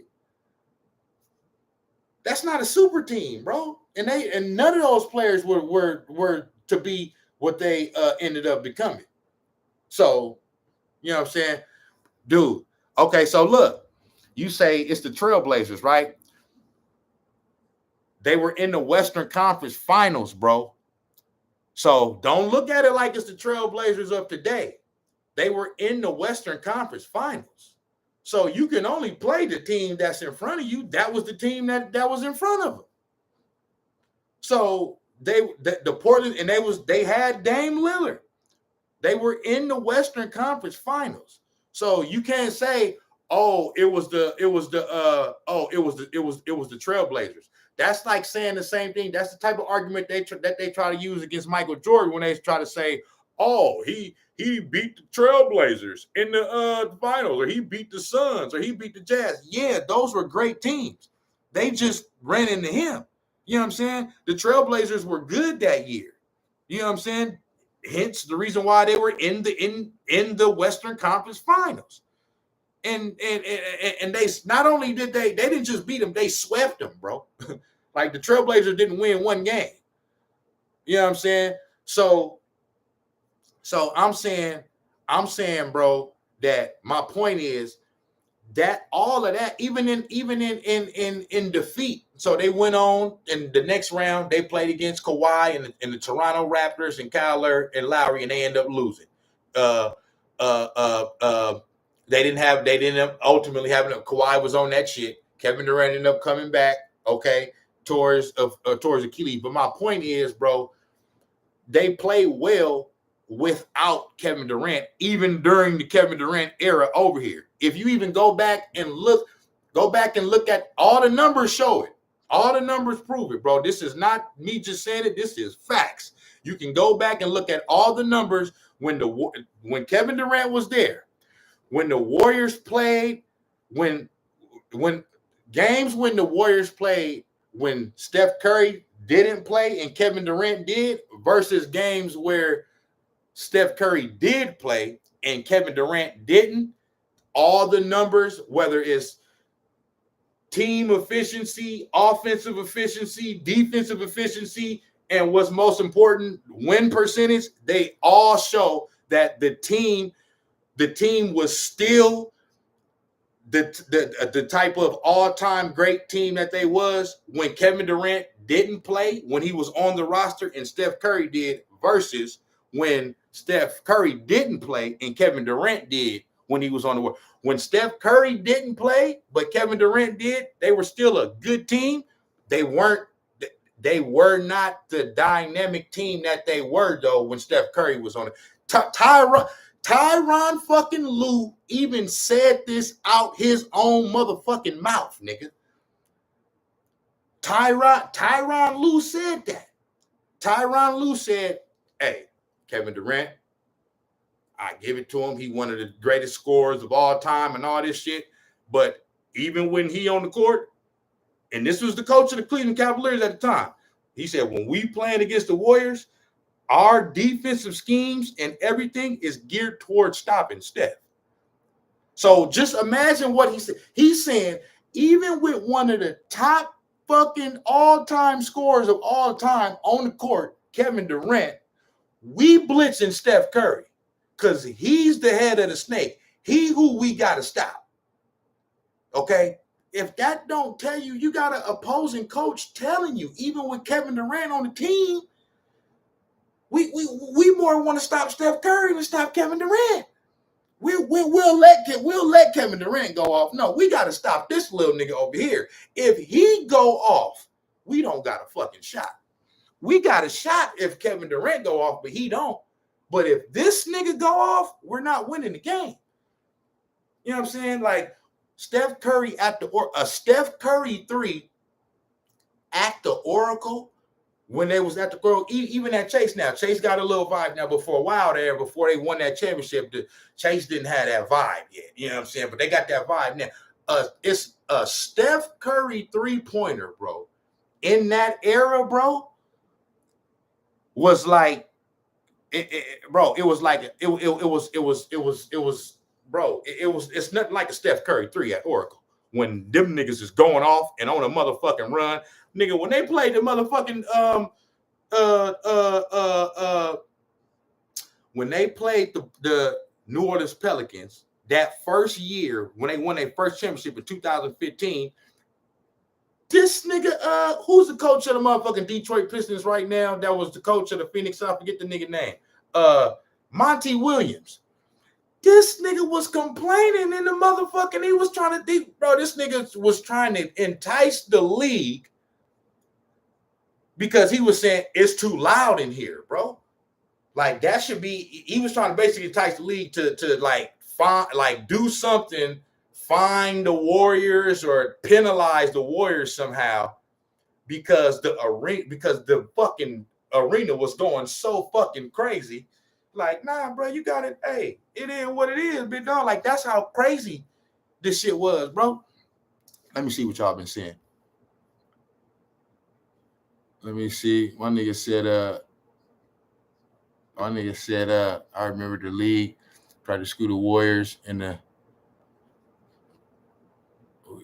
I remember the league tried to screw the Warriors in the Western Conference Finals and the NBA Finals, and it still wasn't good enough. Nah, they've been trying to do that in the 2015 playoffs. Yes, yeah, of course, because they was trying to tape up for LeBron. LeBron can't even be the GOAT when he let that donkey get 4 rings. Exactly. Like, bro, even Draymond Green got 4 rings. Come on, man. Like, it was, he only got them. Draymond Green, I'll tell you right now, it ain't 4 rings without Draymond Green. I don't give a fuck what nobody say. I don't give a fuck what nobody say. Ain't no 4 rings without Draymond Green. Yes, Steph Curry is the best player, but without Draymond Green, ain't no 4 rings. I don't give a damn. Bitch, you don't care. And now they little Steph and Clay. Damn, I forgot. See, I should have read. Let me see. He's the greatest shooter ever. Can't take that away. Excuses. It's facts, bro. They was hurt. Don't forget, Steph finished 4th in most improved player back in 2000. Damn, I forgot about it. Bro, that's wild. That's wild. Steph Curry finished 4th in most improved, bro, in 2016 after being the MVP and winning the championship the year before. Bro, do you know how fucking great you gotta play to be in the top 5 of most improved? Like, most improved is for players that was like scrubs and now they cool now and shit. This nigga was already the MVP of the league and shit, won the championship. Nigga, they was still saying, nah, we got to get this nigga some vote. Bro, that's how much he improved. That's how much he improved from one MVP year to the next, that they gave this nigga most improved vote. Bro, you ill as fuck for that point, bro. I forgot all about that. Damn. That's how dominant he was. He finished 4th in most improved voting, bro. That's just fucking bananas, bro. And they still want to try to discredit this man. And they talking about Kevin Durant saying, fuck out of here, bro. So if he wasn't fully healthy, is that an excuse too? No, this is what I'm saying. I'm not saying, I'm cool with the fact, okay, they lost. This is my point. I'm saying they try to discredit the 2015 Warriors victory by saying because if Kyrie wouldn't have got hurt and if Kevin Love was there, they wouldn't have won that finals. I'm saying cap. Big fucking cap. Who won is who won. Give them credit for winning that championship. And my point in validating myself in saying that is that I don't give a fuck if Kyrie got hurt in game 1 or if Kevin Love wasn't there. The Warriors had not ever won a championship before.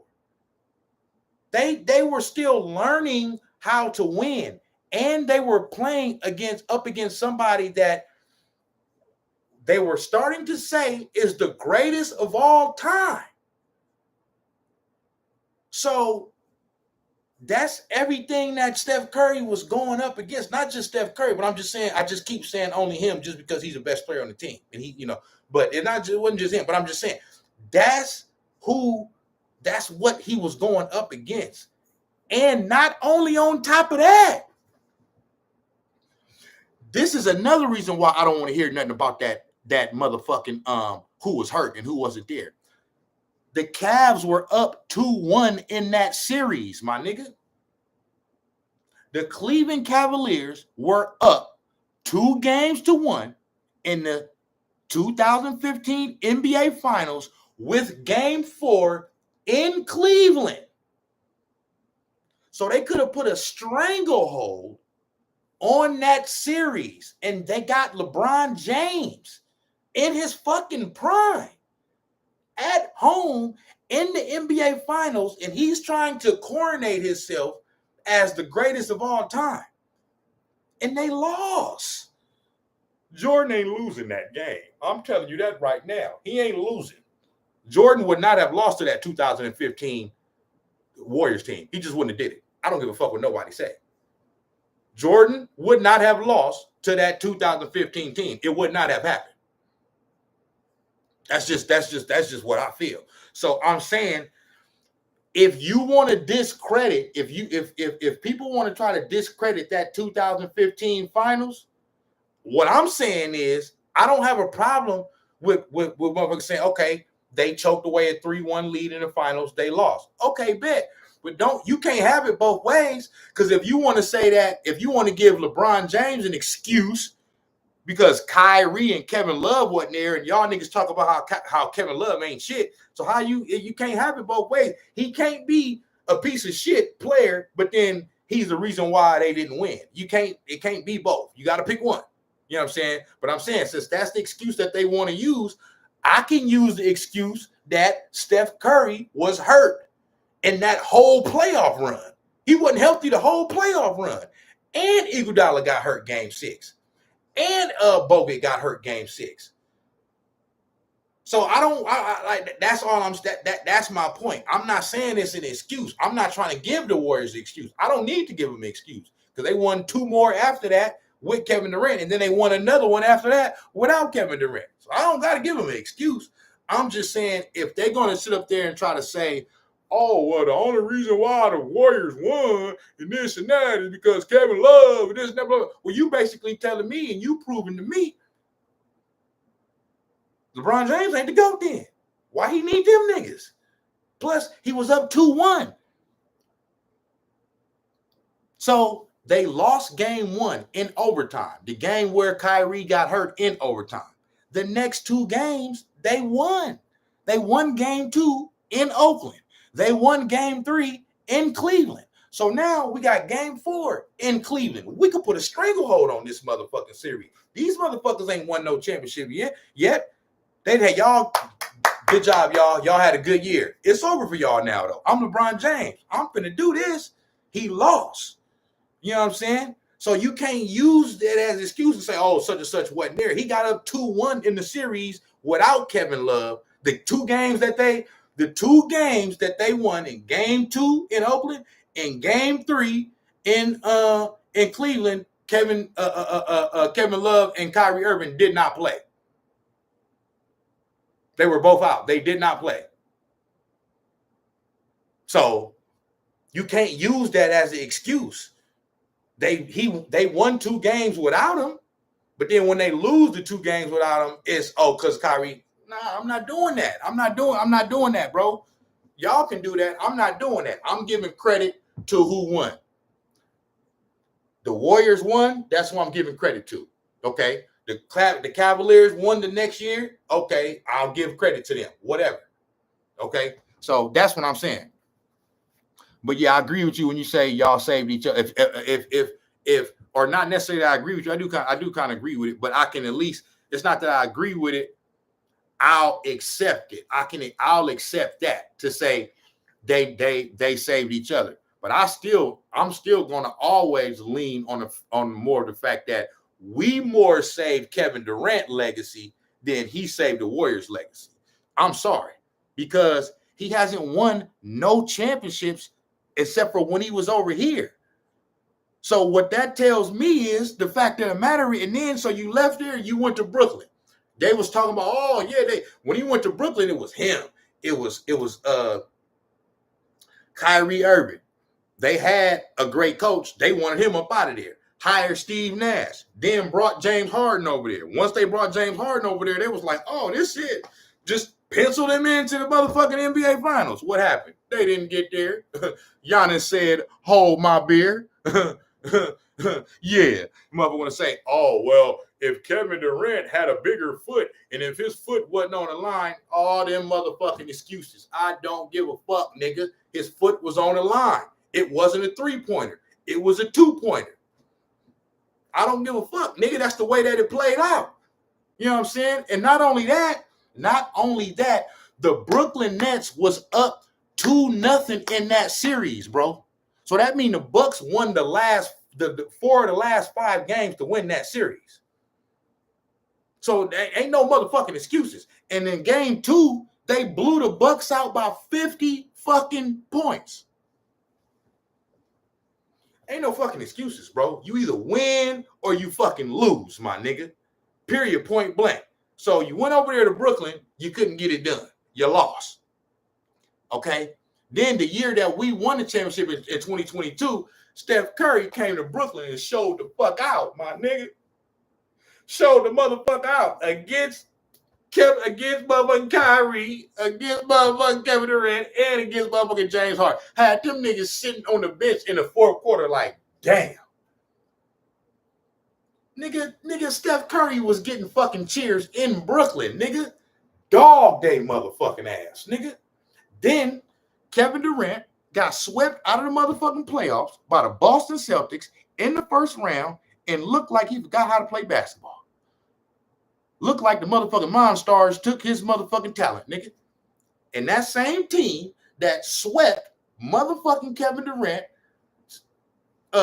Steph Curry, bopped their motherfucking ass on top of the head. Like, yeah, nah, I ain't even finna go down like that. I need to get this fourth, dog. This niggas did like this. In the third quarter, nigga. It was the motherfucking third quarter, game 6. That shit was over. It was motherfucking over, nigga, in Boston, nigga. And guess what? They was down 2-1 in that series. So this one thing I know about the Golden State Warriors. They've proved they know how to come back from adversity. And a lot of these motherfucking years when they didn't win these championships, they was down in these series. 2-1. Even 3, nigga, when they 3-1 against the motherfucking Thunder. The first year when in 2000, that second year in 2018 when we had Kevin Durant. Nigga, they almost lost to the motherfucking Houston Rockets. And I always said this, and I give credit. I always said this, nigga. The reason why Houston almost beat us was because of Chris Paul. It wasn't no motherfucking James Harden. You can beat James Harden. He ain't nothing. Chris Paul is a winner everywhere he fucking goes. And I've always been a hater of Chris Paul. Okay? He older now. He's older in his career. But everywhere Chris Paul goes, he turned it around and they become winning. After they traded Chris Paul from the Houston Rockets to the Oklahoma City Thunder, they thought they was sending that nigga to NBA Siberia, nigga. They thought they was sending that nigga to the motherfucker, oh, you ain't finna be shit. He took the Oklahoma City Thunder to the playoffs, my nigga. Now, they got eliminated in the first round. That was the pandemic year. I'm just saying, though, the Oklahoma City Thunder was straight motherfucking ass. They was not supposed to do nothing that year, nigga. And Chris Paul, they had Shai Gilgeous-Alexander. I think that was his rookie year. Bro, it was either his rookie year or his second year. One of them, you know what I'm saying? But I'm saying they wasn't supposed to do shit. The only reason why the Oklahoma City Thunder have made the playoffs that year to even lose in the first round was because of Chris Paul. Period, point blank. So I'm saying that to say, to me, if Chris Paul, we can't prove it, okay? But the way that series was going in 2018 in the Western Conference Finals, I think it was the Western Conference Finals because in 2019 the Western Conference Finals was against Portland, and so yeah, they played the Houston Rockets in the second round. So yeah, it was the Western Conference Finals in 2018. Dog, if Chris Paul don't get hurt in Game 5, which the Houston Rockets won to go up 3-2, I don't think the Warriors get out of that series, bro. Like the Houston Rockets was the better team. The two toughest challenges that the Warriors had in that era was that Thunder team in 2016 and that motherfucking Houston Rockets team in 2018. Them was the two toughest teams because they almost lost to both of them. You know what I'm saying? But I'm saying the Warriors, bro, this is a real fucking dynasty right here. Like, they didn't been down and had to come back and came back. Like, Steph Curry didn't earn every motherfucking thing he got. Everything. So he done done what Kevin Durant has not been able to do even without Kevin Durant. So that's my whole point. That's everything I just said. That's the reason why, to me, it's absolute fucking ludicrous to say Kevin Durant saved their legacy. Even just off the fact that they've won 2 championships. Even if he was the finals MVP. I don't give a fuck he was the finals MVP. Steph Curry was still the best player. I don't give a fuck. And my point in saying that is that this is the thing. The Warriors had already won the championship. So they want to say, he was the best. He carried he did all this. He carried the load in the NBA finals. Yeah, nigga, you need to carry the load. Nigga, you the one need the ring, not us. Yeah, it's not that we don't need it. It's not that, but we already won. Yeah, we want to keep winning, but we already won. If they don't win no more championships except for that one championship in 2015, they exceeded what anybody thought they was going to do. Period, point blank. If they only had that one, Steph Curry is still a Hall of Famer. You know what I'm saying? Because that was not supposed to happen. Steph Curry, if they would have just won that championship, Steph Curry would have been, he wouldn't have been looked at as he is right now, but he would have been like the level of like a Dirk Nowitzki. And Dirk Nowitzki is a top 20 NBA player of all time, just with that one ring. You know what I'm saying? So I'm saying, bro, Kevin Durant is the one that needed the ring. You need to take the lead, nigga. You ain't finna come over here and ride our fucking coattail, nigga. We did all the hard. We built this shit from the ground up, my nigga. We built the foundation. You know what I'm saying? And we got it all the way up to where we a championship team. You know what I'm saying? So we already won a ring, and we barely motherfucking lost the second one. Barely fucking lost it to the fucking GOAT. You know what I'm saying? So, yeah, you need to come over here and take the lead, my nigga, and you need to carry us a little bit. Yeah, let us sit back and chill. Yeah, you do all the hard work, nigga. You the one need the fucking ring. So that's how I feel about the shit. You know what I'm saying? Like, Kevin Durant is an all-time great. I'm not saying he ain't an all-time great, but all this motherfucking he saved the Warriors legacy, nah, bullshit. Bull motherfucking shit. Steph made Boston fans and LeBron fans hide side chicks back in 2022 finals. Damn. You know what I'm saying? Yeah, Steph, I'm telling you, man, they see, they keep, Steph is going to be, history is going to look at Steph Curry greatly. You know what I'm saying? Like, they're going to look like, because this man revolutionized the game, but he won championships in doing it, bro. Like the way the NBA is right now, he did that. Along with Klay Thompson and they whole system, and you know what I'm saying? It's not, you know, but I'm saying he did that. You know what I'm saying? Steph Curry did that, bro. Like, come on, man. Like, stop playing with this nigga, bro. Y'all better give this nigga his motherfucking credit and his respect, man. Stop hating on this nigga so much, man. And that's all I'm saying about Isaiah Thomas. Come on, man. Like, stop hating, bro. Like, Steph Curry is who he is. So, you know what I mean? Like, he passed you up, bro. It just is what it is, my nigga. Charles Barkley said the Rockets and Blazers was beating Golden State after KD was hurt. Yeah, man, Charles Barkley, man, we know his non-championship winning ass don't know shit. And Charles Barkley is, I remember how great Charles Barkley was. So I'm not shitting on Charles Barkley, but he's just a motherfucking hater. That's all he is. Charles Barkley just a motherfucking hater. You know what I'm saying? We killed him after the first championship team. When he's talking about jump shooting teams don't win championships. For one, how the fuck would your ass know you ain't won shit? Okay. For two, not only did a jump shooting team win a championship, that jump shooting team revolutionized the whole motherfucking NBA, the whole fucking world of basketball and shit. To where now you got kids is like, man, fuck dunking, nigga. I'm going to the 3-point line, motherfucker. So, Charles Barkley, we all know that nigga's a goofy. I knew Golden State was winning Game 6 at Houston because James Harden was going to fold. Man, James Harden is the biggest fucking. You right about that.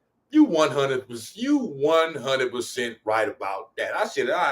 I forgot. But it was just the fact that even the media had kind of brainwashed me a little bit to where once Kevin Durant got hurt, I was like, damn, we trying to go back to back, man. This nigga got hurt. Fuck, man, we might, but I forgot. They reminded me real quick. Steph, Clay, and Dre is just enough. With the coaching of Steve Kerr, it's just enough. And Andre Iguodala hitting some clutch shots. That's all we needed. That's all we needed. But you 1,000% right. James Harden, please. That's why these motherfuckers talking about the Clippers. I'm telling you right now.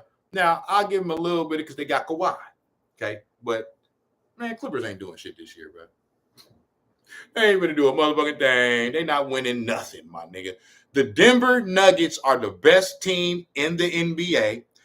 Nikola Jokic is the best player in the league. The Denver Nuggets are going to win the NBA championship again this year.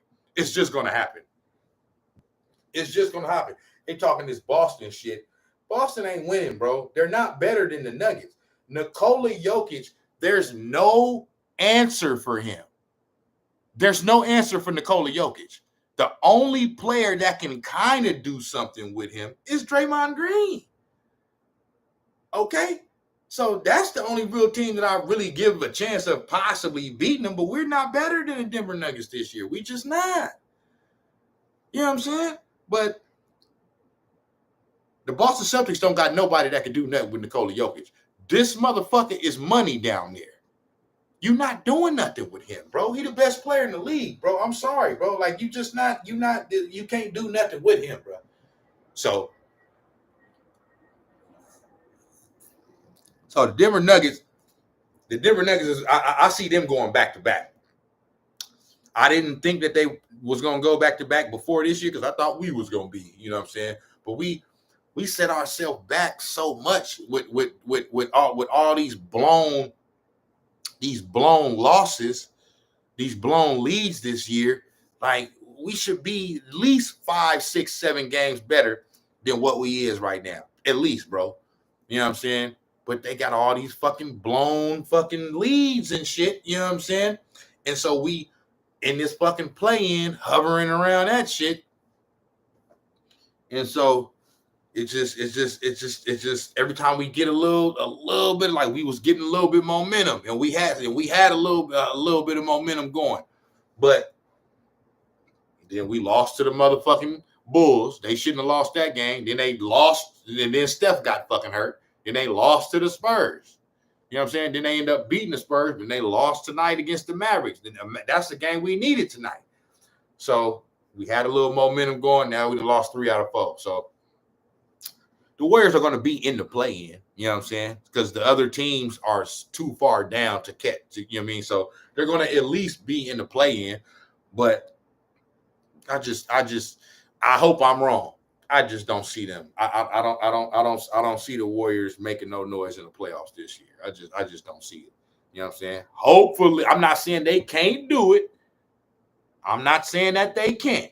I'm going to always leave room for them to be able to do something. They are the dynasty of this era. They have won 4 championships since 2015, and their last championship just came 2 years ago in 2022. So it wasn't like it was 5, 6, 7 years ago. They just won it. There's only been one team that has won the championship since the Golden State Warriors won their last championship. So I ain't going to sit here and act like they, but if I had to put my money on it, I wouldn't. I wouldn't, you know what I'm saying? But yeah, James Harden, you right. I should have known that. James Harden I should have known they was going to motherfucking lose. That nigga don't do a damn thing.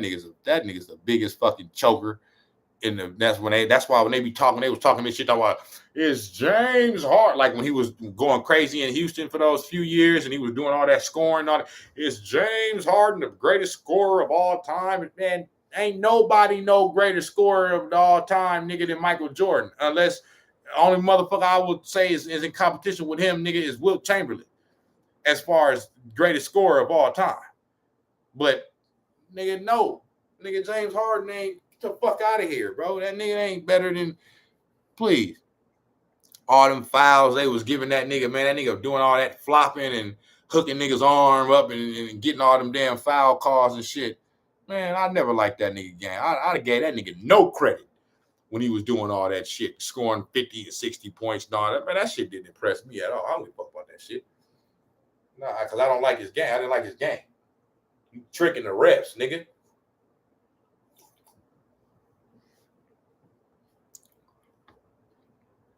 My nigga said y'all got it out the mud for sure.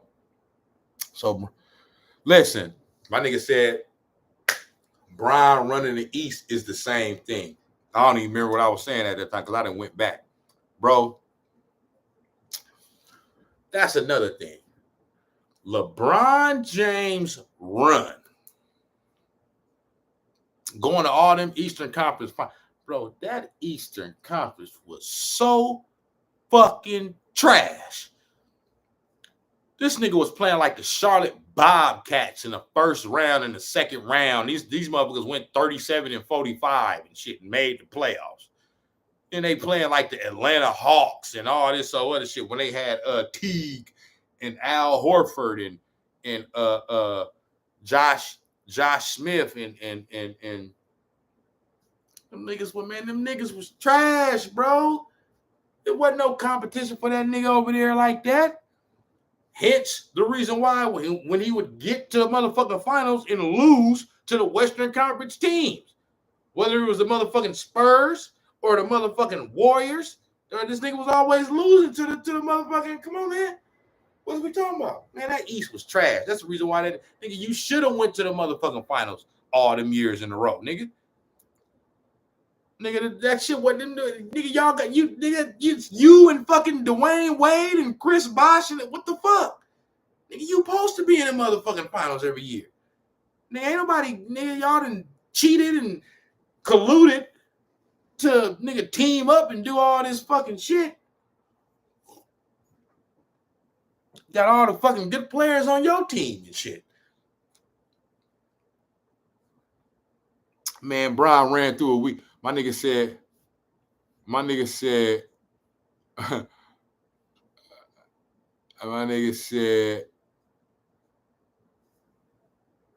where was I at?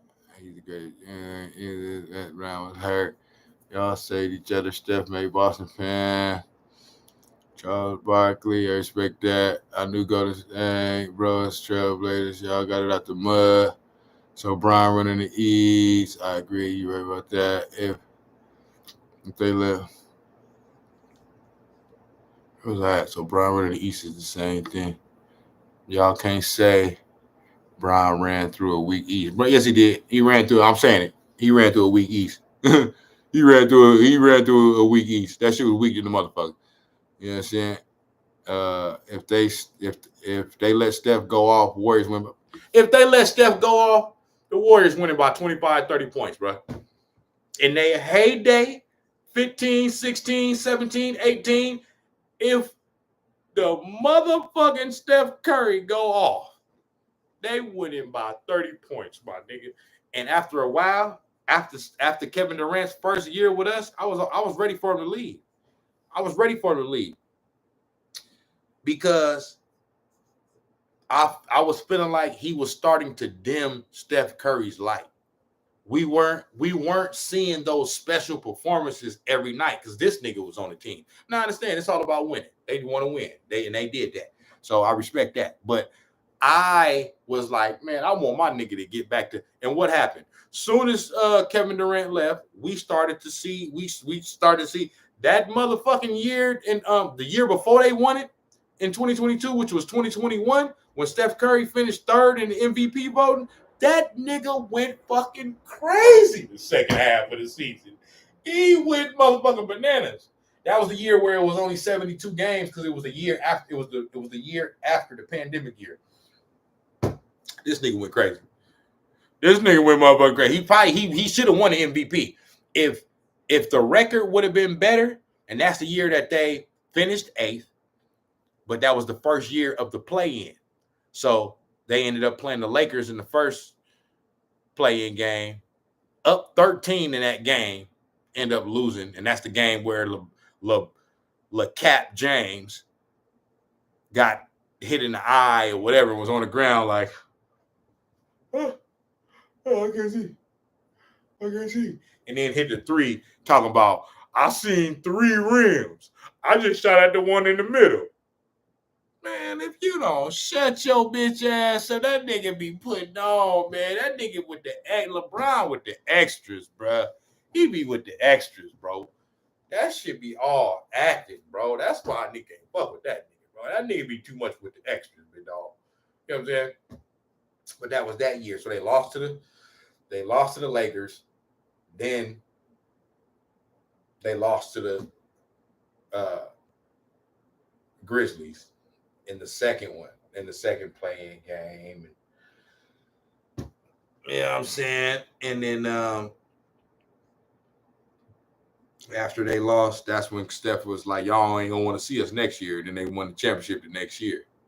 But that was that year. But if their record would have been better that year, Steph Curry would have won his third MVP. Straight the fuck up. That nigga went crazy. That was the year that Jokic won his first MVP. You know what I'm saying? That nigga went crazy that year, bro. The second half of the season. So I'm just saying. That's all I'm saying. I fuck with Isaiah Thomas. I'm just saying it's some underlying hate up in there. I love the style of play. He would always say, like, yo, I just want to play basketball the right way. Like, I haven't played the game of basketball the right way, and I don't know how long, and I just want to play the right way when he was coming here. And there was this whole, uproar. Draymond was recruited and this, that, and no, dude wanted to play the game the right way. And so, in saying that, probably didn't make the right decision.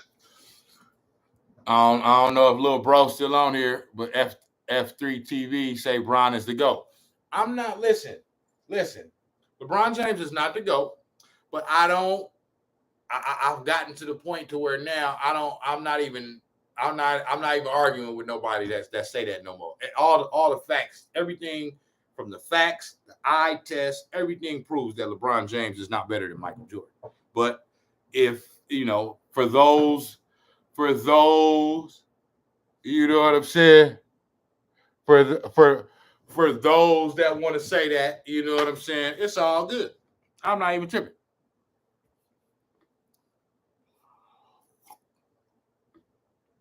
Oh, I'm just now realizing, okay, this is my real, I didn't know, bro. I don't know if you still on here, Nick. You know what I'm saying? But yeah, I didn't know that was you the whole time until right now. You know what I'm saying? I didn't even know that was you, nigga. You know what I'm saying? But hey, like I said, for anybody, I'm not even arguing with nobody about it. If you feel like LeBron James is a GOAT, cool. It's all good. You know what I'm saying? But I didn't even know, because I didn't know that's your YouTube. You know what I'm saying? So I don't think, but that's my real little brother. That's my we got the same mama. You know what I'm saying? I didn't know that was my real little brother. I never seen. I didn't even know you was on YouTube.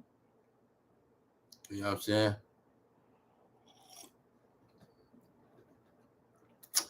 Yeah, nigga.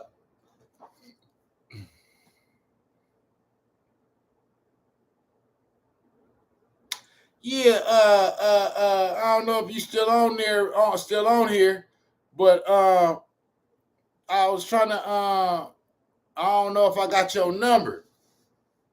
So send me your number. If not, you know what I'm saying? But if not, I'll tell mom to send it to me or something. But I don't know if I got your number in my phone or the new number. You know what I'm saying? But yeah.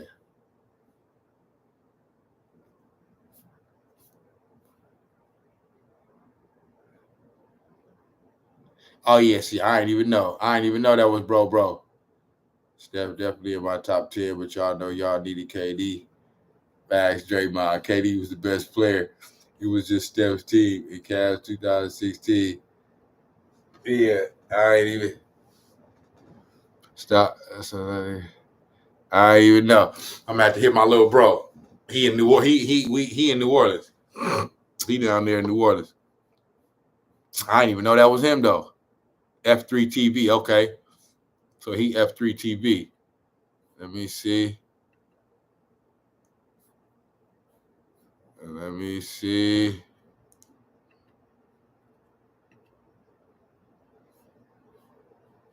Where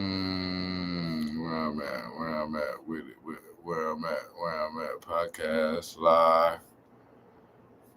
Oh, where I'm at.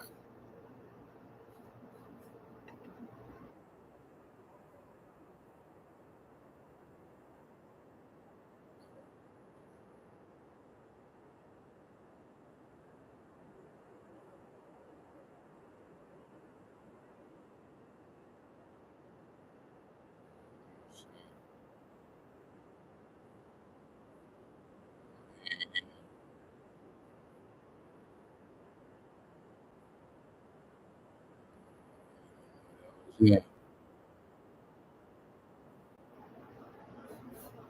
But yeah, man, I done have fun with this live tonight. Leaving because not many teams play like that. It's going to be hard to find that. Although I think with Book likes to play the game the right way, and so I think they're finding some of that in Phoenix. But it's never quite going to be this because I think we do play a different brand of basketball. But before we get out of here, before you come in, wait, let me make a bold statement here. Yes, sir. And I hope this don't upset you, but because oh, this is where you start saying that bullshit. Before Kevin Durant arrived in Golden State, y'all were on the verge of, and then remembered as the team that went 73-9 and lost to the Cleveland Cavaliers. Look at Draymond's face. Draymond really want to say, boy, bull motherfucking shit. Now you talking out the side of your motherfucking neck. This nigga said before Kevin Durant arrived, we were on our way like this. How, bro?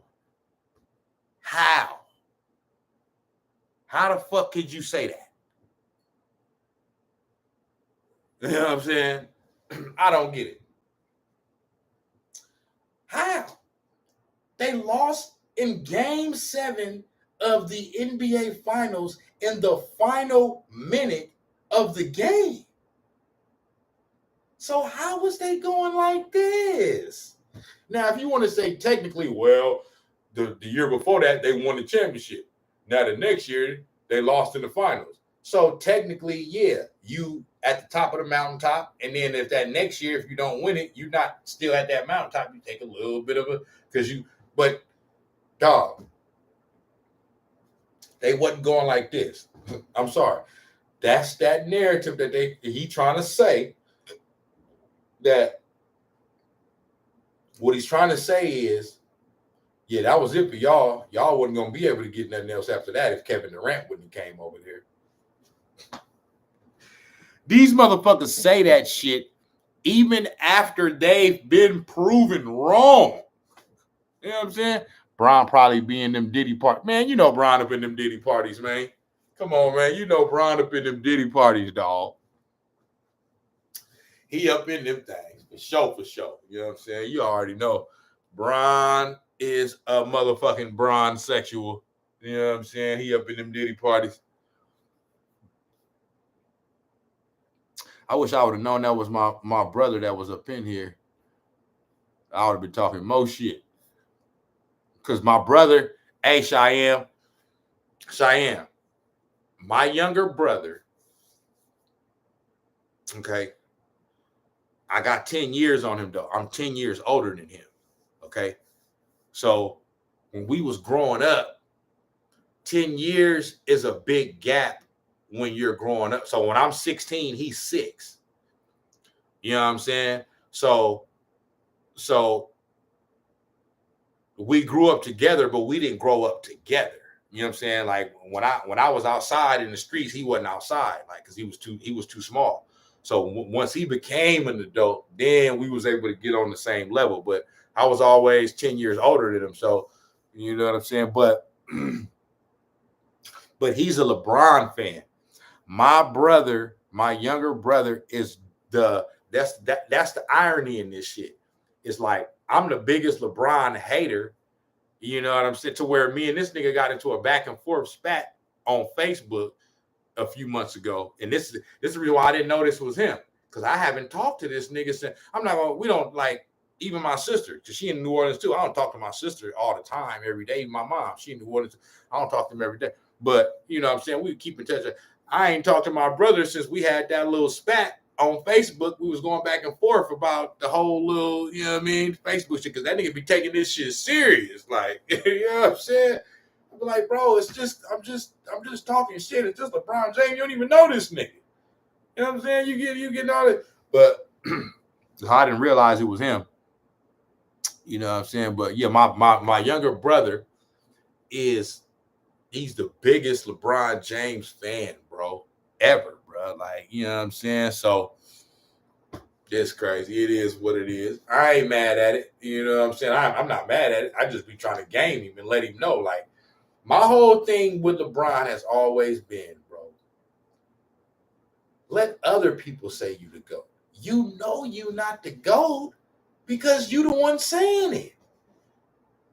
Now, I understand part of that may be that's kind of the temperature of this era and of society nowadays. Everybody, I'm the GOAT, you know what I'm saying? But still, bro, if you the real GOAT, bro, you know other people are supposed to say that. Now, he done said it so much. You know what I'm saying? LeBron James, I'm talking about. He done said it so much that now these motherfuckers that didn't see Michael Jordan, that don't know, and all they know is all the all-time total points and this and that and blah, blah, blah. They don't know, bro. That's just, if you play long enough and you as good as him for this long, you gonna get that. That don't mean you better than Michael Jordan. You not even better than Kobe Bryant. So, you know what I'm saying? But that's at least the debate that I'll stomach. I've said that before. That's at least the debate that I'll have. I can have a Kobe LeBron debate. You know what I'm saying? Because even though I think Kobe is better, they're still, you know what I mean? Like, they're still, right there, kind of like, you know what I'm saying? But ain't no Jordan LeBron debate, bro. Like, that shit is just. So that's been my only thing. Yeah, my bro, he got caught in the La Matrix, man. He got caught in the La Matrix, man. You know what I'm saying? And I wish I can get him about. Now, he isn't. We agree on everything else. He is a Niner fan. You know what I'm saying? He's a Niner fan. He's a Giants fan. So, and all the other sports, he good. You know what I'm saying? But in basketball, he been a LeBron James fan his whole life, bro. Like, you know what I'm saying? He love that nigga. He love there LeBron James. Yeah, he got caught up in the La Matrix, man. You know what I mean? Your team in the finals, 3-1. You up 3-1, and probably one of the biggest collectives. And I know you already seen this, Cheyenne. I'm just posting this for anybody that sees this live. I mean, I've been going hella long, so I know motherfuckers may not already. I know anybody that see this live after this, they may not all the way get to 3 hours. I'm going on 3 hours, but I'm just doing this for anybody that sees this live after the fact. You know what I'm saying? I'm all over the place though, bro. I was not supposed to be on here for 3 hours. You know what I'm saying? I was supposed to get straight to my point and talk about my point, but hey, LeBron James versus Steph Curry versus KD and all that, that's always good basketball talk. Apps in NBA Finals history from a 73-9 historical team. Kevin Durant comes that summer and really saves y'all basketball legacy. And you win 2 championships after that. I'm going to tell you right now, Draymond Green don't agree with nothing that this man is saying right now. He agrees with absolutely nothing that Isaiah Thomas is saying right now. He's being respectful to the legend, as he should. You know what I'm saying? And he's a guest on his podcast.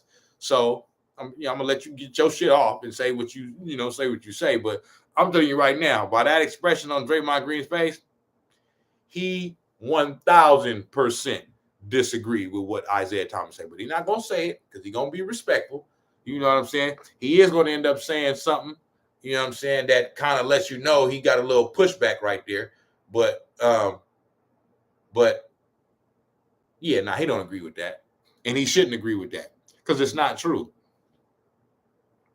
And now you're the Golden State Warriors dynasty that you're going to go into the Hall of Fame on and everything else. It is cemented because if Durant don't come that summer and you guys are remembered as the 73-9 team that lost 3-1 in the NBA Finals. And I agree with that because he got a lot of respect for Isaiah Thomas. because he's from Michigan. You know what I'm saying? And he grew up a fan of the Pistons, if I'm not mistaken. So yeah. And because Isaiah, listen, man, I like Isaiah, you know. I like Isaiah when he's not talking about Michael Jordan, and he's saying stuff like this, because I've seen many Isaiah interviews, and many times Isaiah's on TV and he says stuff that I totally agree with. You know what I'm saying? So, but me personally, I just feel like deep down, and maybe he's subconsciously doing it and he don't realize, but I think deep down, the root of him saying this is a little bit of Steph Curry hate, because saying this is a way to kind of like somewhat discredit Steph a little bit by saying, yeah, they're saying you better than me now, but you wouldn't have those rings without Kevin Durant. So let me say that, you know what I mean, and get that out in the atmosphere. And some motherfuckers is gonna run with that, you know what I mean, just to throw some confusion out there, so I can still have some motherfuckers saying that I'm better than you type shit. That's just how I feel, man. That's just my opinion. Because if you're really looking at it from a factual standpoint and everything that happened, I just don't see how you can say that. You know what I'm saying? All of your legacies are different. So all of you with Kevin Durant, y'all are, you know. And this is another thing. The people that I always hear say that, they never say it from the other side, though. That's the thing that always gets me.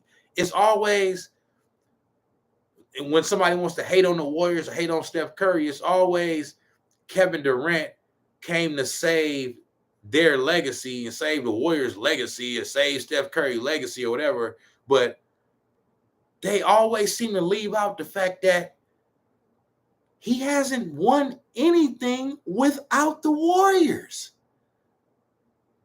How do you leave that out?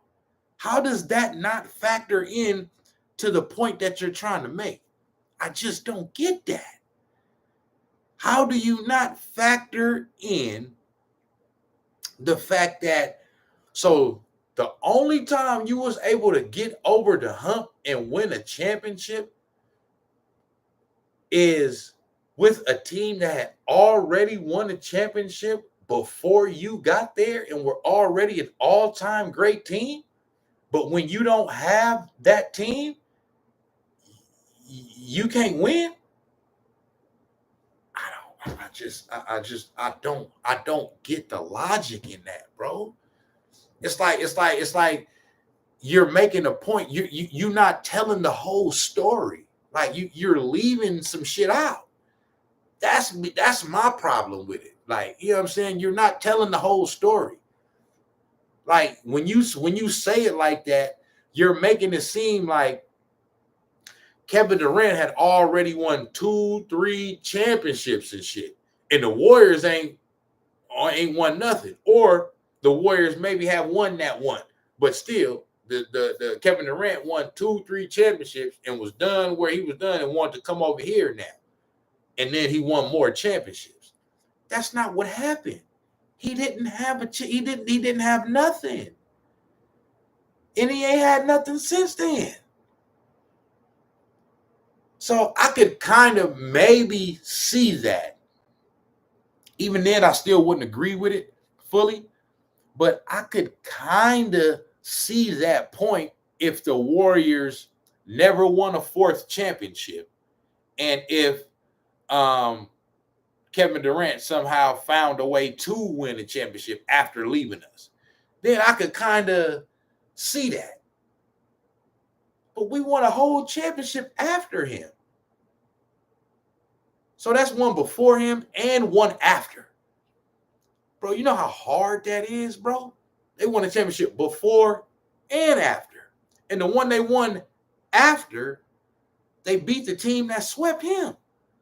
So it's just weird to say. That's why The only thing that I can come up with is, oh, he's just trying to hate on Steph's. He's trying to hate on Steph's legacy. He's just trying to find a way to, well, like I said, whether it's, I'm not saying that he hates Steph Curry, but I'm saying maybe it's a subconscious thing. He probably been telling himself for so long, man, this dude ain't better than me. I don't give a fuck how many championships he win. He ain't better than me. You know what I'm saying?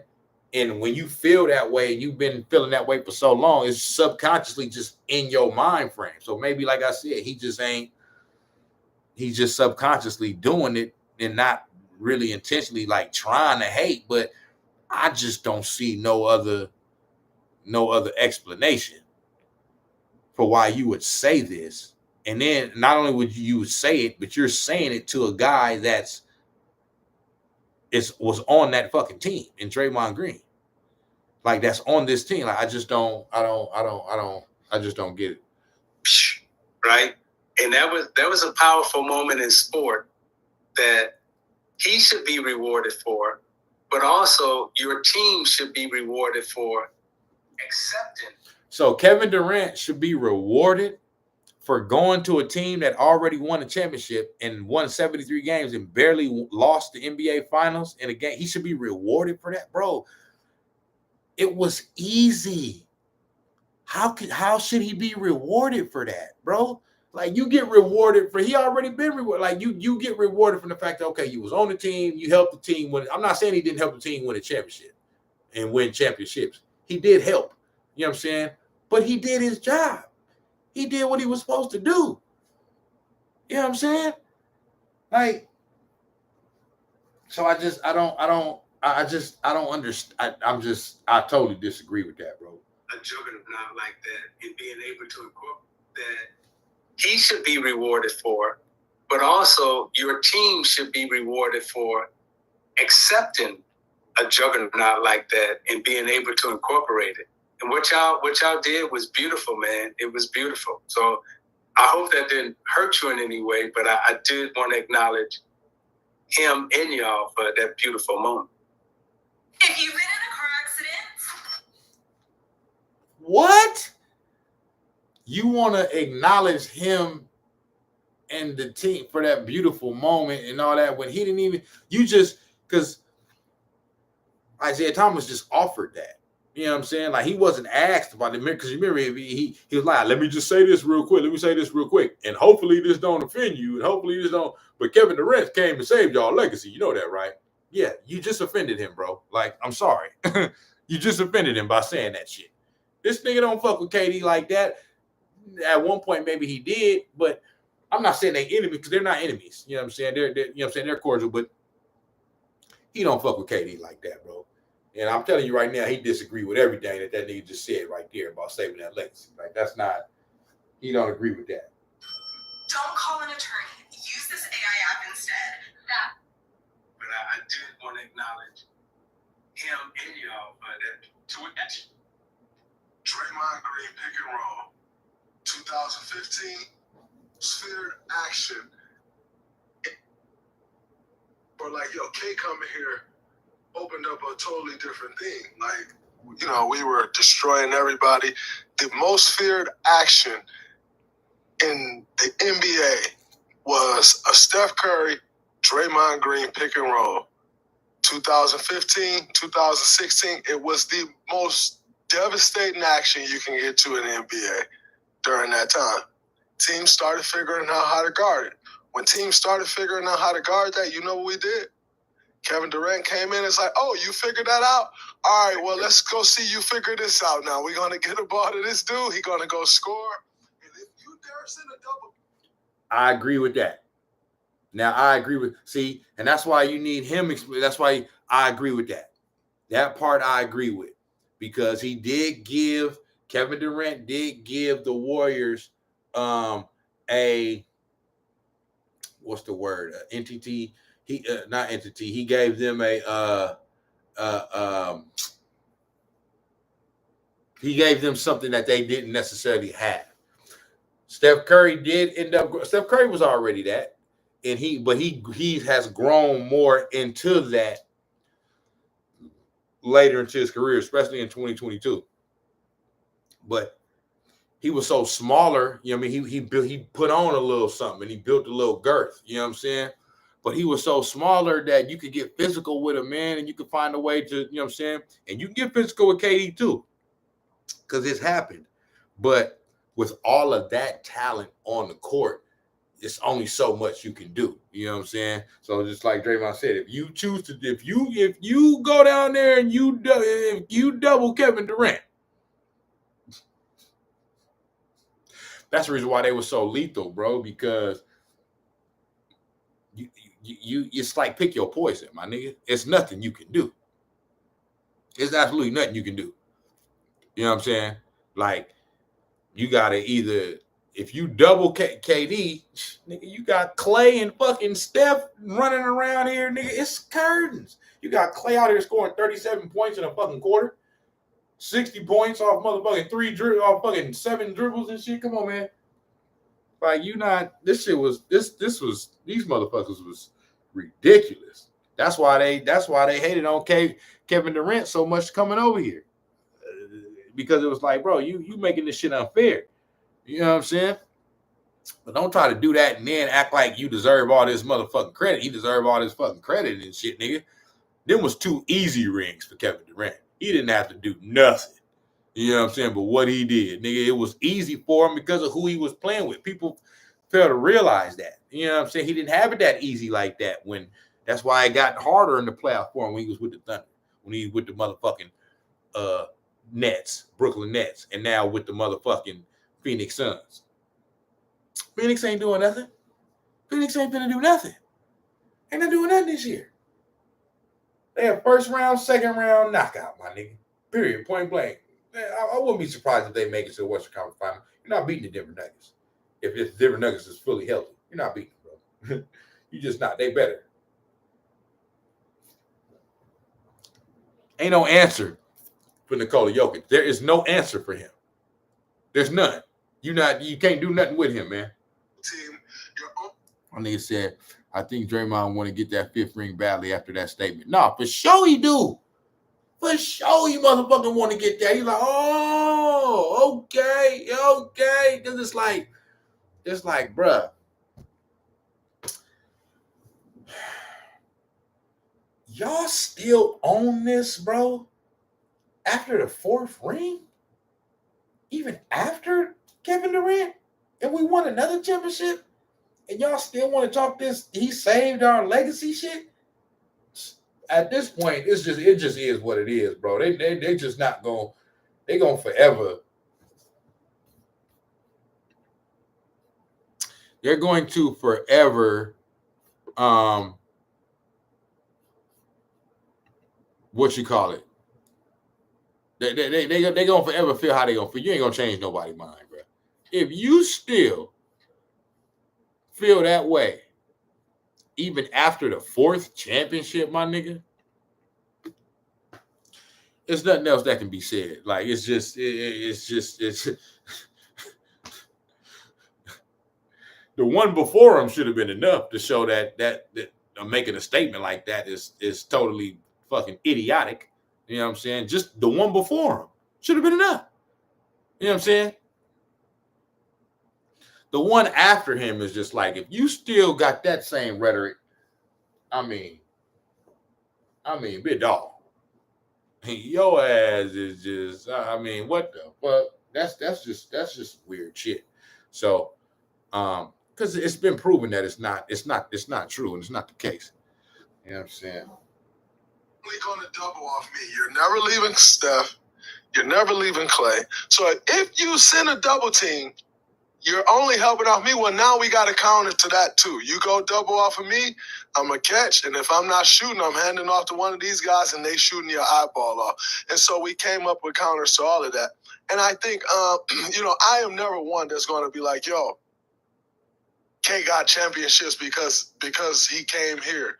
Like, no, he helped us get championships. Now, what I will say is he never gets the championship if he doesn't come here, because I just don't foresee that happening anywhere else, or else we would have saw it again happen somewhere else.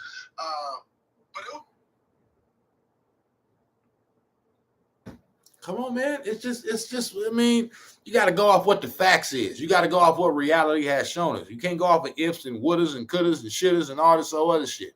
The fact of the matter is, the Golden State Warriors have won 2 championships without Kevin Durant. Yes, he helped us win 2 more. But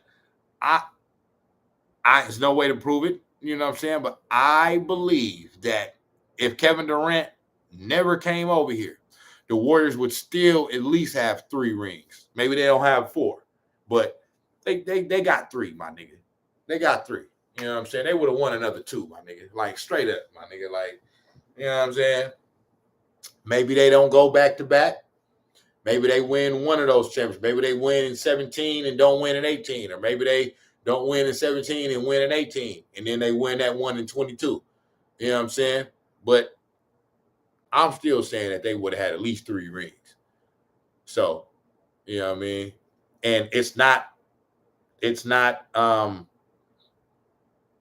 like, that's not like beyond the realm of possibility for that to happen, because they won another championship without him. So they proved that they can do it. You know what I mean? So it's more beyond the realm of possibility to say that he would win a championship without us than it's to say that we could win another one without him, or have 3 with him never coming over here, because we've proven that we've done it. He ain't never proved it that he can win it without us. So hey, it is what it is, but dog. It was a match made in heaven. You had us in the way we played our brand of basketball and him wanting to play that style of basketball. You have a face of a franchise in Steph Curry who's so secure in himself that he's not worried about another juggernaut coming over and what that does to him or his legacy or how that, makes him where his standing is in the franchise. And so all of those things coming together, I agree with you. Like, it was absolutely insane. Now, what I will say is definitely Blue 3-1 lead. No one likes to talk about me getting suspended game 5 where them boys was about to get a gentleman's sweep. No one likes to talk about that, and it's okay. I'm cool with that. I don't mind. It's totally fine. But I am not one of those people who's on the bandwagon of like, Kevin didn't do nothing. Kevin doesn't deserve them rings. Like, you don't win 2 finals MVPs if you don't deserve rings. That's just kind of a dumb thing to say, Now, that one right there, he just kind of caping up for KD a little bit, because that's just kind of something that he want to say to kind of like, because he know this is going to go out. He don't want to, but he know, bro. Draymond really know, nigga. KD got 2 easy-ass rings, my nigga. Period, point blank. It's the reason why his rings they're not respected, bro. They're just not. People know that they got them, and every once in a while, he may get some respect with those rings from certain people, or they may portray like they're giving them that respect in the public on TV or whatever. But everybody knows what the narrative is, and it's not narrative. I guess it is, but the overall consensus on those 2 rings that Kevin Durant got is that anybody could have got those rings, my nigga. You didn't do anything special to get those rings. All you did was go jump on the bandwagon of a team that was already successful. They had already been to the mountaintop. Okay? And all you did was go over there and make it so unfair that they were just unbeatable. So that's all. That's just the truth, bro. That's just the truth. And if he don't ever win no championship after that, that's just gonna be his narrative, bro. It's just gonna be what it is, my nigga. You know what I'm saying? I always say, to me, he should have just stayed in OKC. He never should have came over here. I'm saying I'm glad he came over here. He helped us win 2 more rings. But I'm saying for his legacy, though, because them rings count for us. They count for Steph, Clay, and Dre. You know what I'm saying? But in a lot of people's eyes, they don't count for him. You know what I'm saying? They don't count for him. You know what I'm saying? Because the road that he took to get him. You know what I'm saying? Like, people feel like they were some easy ass rings. And I've said that many times. I've always said that, man, we could have signed somebody, we could have signed a player of lesser caliber and still won that ring, at least that one in 2017. You know what I'm saying? Because the team was already set up, man. Like it's undeniable, bro. Yeah, so I'm with you. I'm gonna hit you with this, right? Because they always talk about the Lakers and when they three-peated, but they never mentioned they got that phantom foul. So that gentleman.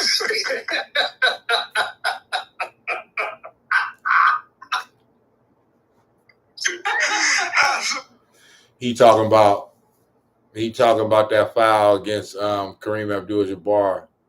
You know what I'm saying? When they was getting ready to, it looked like the Lakers was getting ready to lose, but then it was a foul on Kareem Abdul-Jabbar, not on him.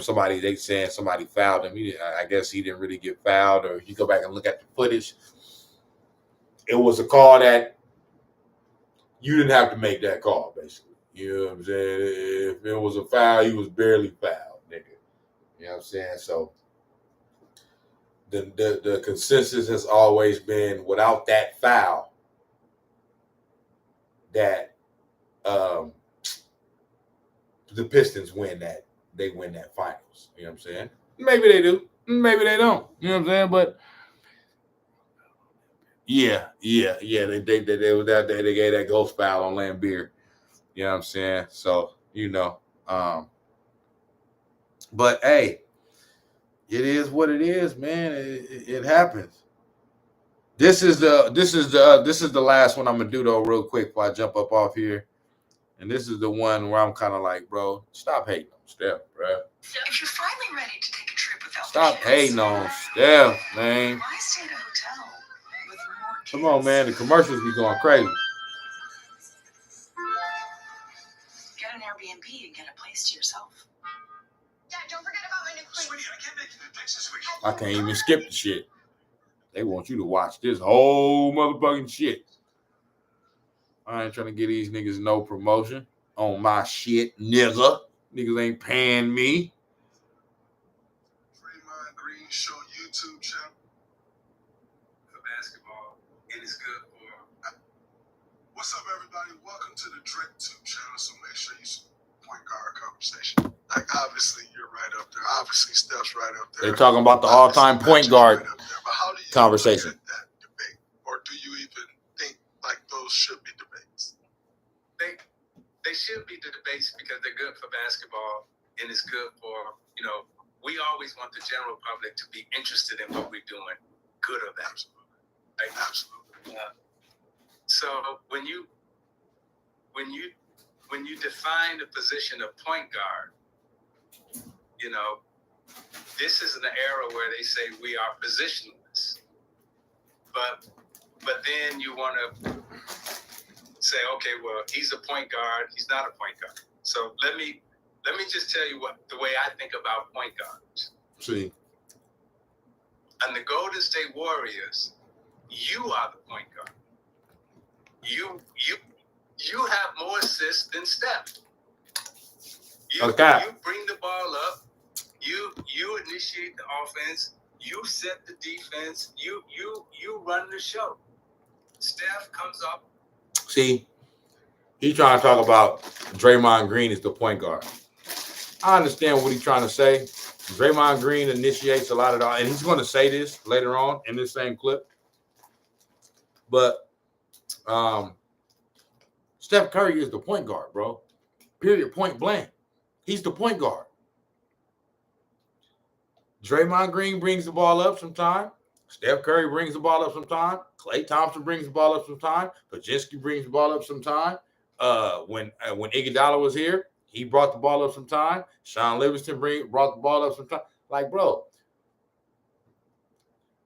that's the way the system is, my nigga. It's not predicated on, Steph Curry is the point guard, so the ball has to be in his hand to bring it. Nah, nigga.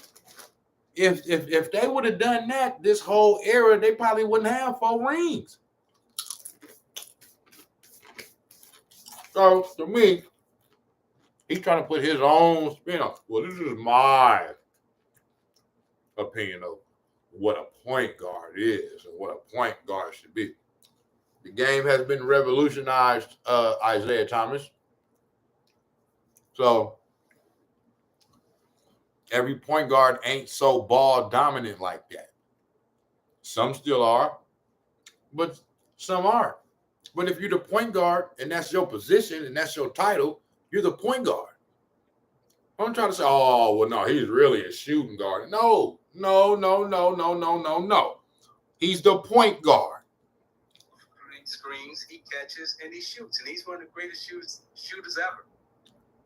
And what he's been able So he's saying, oh, he come off screens and he shoot. No, he don't just come off screens and shoot. And if you look at the comments is on this nigga. Okay? The comments is saying, big dog. One of the comments say, Steph would dominate every area. Magic would not, respectfully. I'm not so sure about that. See, my thing is, you don't got to throw shade at one person at Magic to uplift Steph. So I ain't going to do that. You know what I'm saying? But I do agree that Steph would dominate in every era. Somebody else said, even if Steph didn't have the most assists per game on the team for a given year, it's pretty obvious that he is creating the most shots for his teammates every game. And it's not even close. He doesn't need the assist to be the reason a teammate got and made a shot. And just to they said, and just to further call out the ridiculousness of this argument, almost every year when Steph didn't average more assists per game than Dre, they were like one assist apart or less. He said, come on, Steph is the point guard. There's some major mental gymnastics going on here. I think the thing is like, we all respect Isaiah Thomas, bro, but I think this is a part of the reason why he was left off the dream team for shit like this. You know what I'm saying? It's something in him that just kind of like rubs people the wrong way. You know what I'm saying? Because his arguments, although there are some truth to what he's saying, yeah, Draymond does initiate some of the offense sometime and stuff like that. Like, it's not 100% valid. Like, you're not telling the whole story, my nigga, especially when you say, yeah, you bring the offense up, you initiate the offense, Draymond, and Steph Curry come off screens and he shoots. If you try to minimize Steph Curry's game to coming off screens and shooting, then you're telling me he's Reggie Miller. And that's not who the fuck he is. He is much more than that. You know what I'm saying? And Reggie Miller is an all-time great himself. So I'm not throwing no shots at Reggie Miller. He was one of my favorite players growing up. But he ain't just no Ray Allen, no Reggie Miller. Just come off screens and shoot. Come on, man. Stop that, bro. Like you come on, man. And then somebody said it right here. This comment. They said, Steph doesn't just run off screens and catch and shoot. Steph can create his own shot. Steph is the best shooter off the dribble as well as the best shooter coming off screen. So he do it all. It's offensively, it ain't nothing that he can't do. You know what I'm saying? You know what I'm saying? He can do everything offensively. You know what I'm saying? There's nothing that he can't do.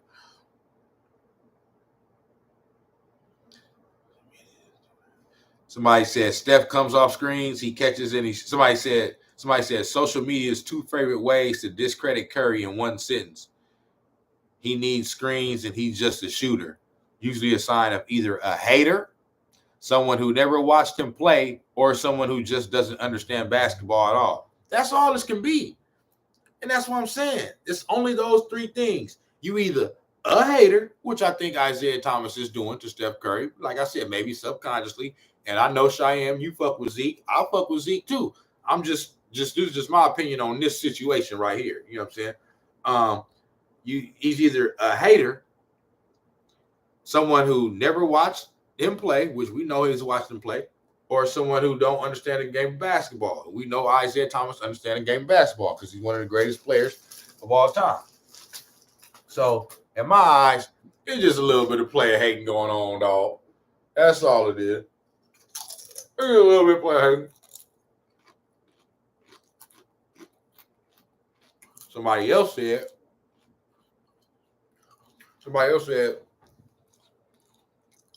damn, I feel Isaiah completely misunderstands Steph's game.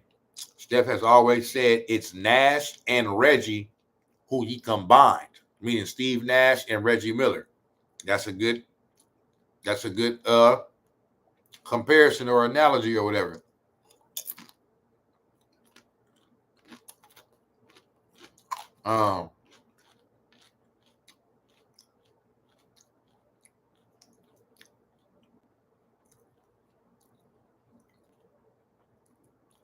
On the ball, he's supercharged Nash. When he gives up the ball, he turns into a supercharged Reggie Miller. Yeah, I agree.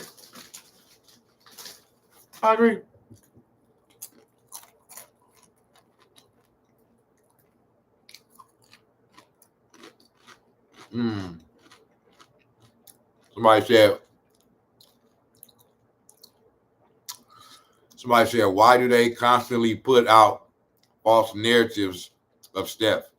Isaiah is lying. Draymond does not have more assists than Steph Curry. Steph is the point guard, and he runs the offense. He is just able to do it with or without the ball in his hands. And no other player in history has done or has been able to do what he does. I don't care how much they try and diminish Steph's greatness with false narratives. He is the best I've ever seen play the game. He changed the game of basketball and is definitely the best at the game he changed. And that is the obvious truth. But these fools depend on other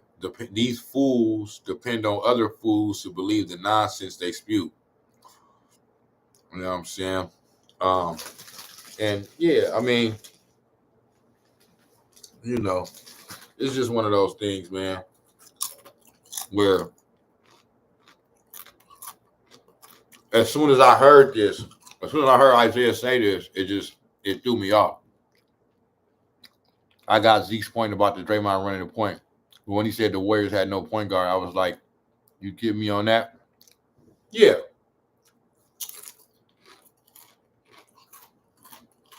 Basically, I think what he's trying to say is, because this is after, I think that was after Draymond had his little rebuttal. Because he getting ready to say it. Like he said, I was getting ready to go back at you about my point guard.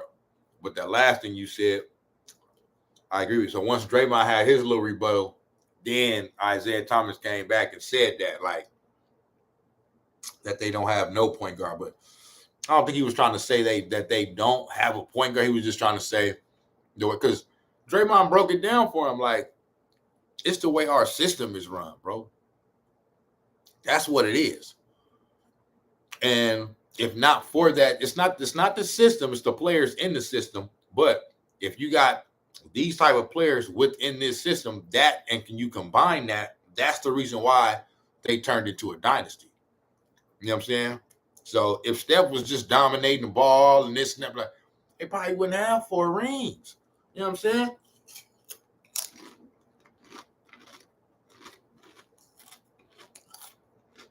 It's no different than what Phil Jackson did for Michael Jordan. When Phil Jackson took over as head coach, he said, look, big dog, we're going to run this triangle offense, which means you ain't going to always have the ball in your hand, okay? Which means you're going to have to trust your teammates. If you don't, we're not going to win, period. And what happened? 6 championships. You know what I'm saying?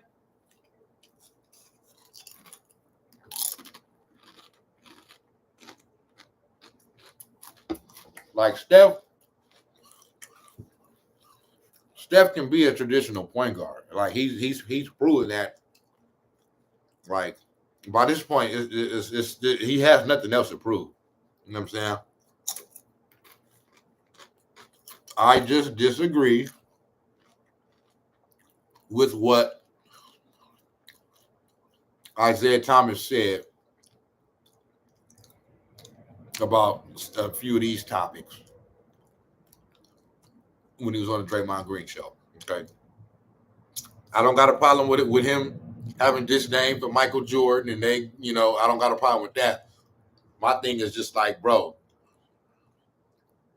you're talking about it and asking for apologies and saying the only way it can be, rekindled or whatever is if he apologizes because he apologizes publicly because he dissed you publicly. I'm like, bro, Michael Jordan doesn't care about you like that. He's not thinking about you like that.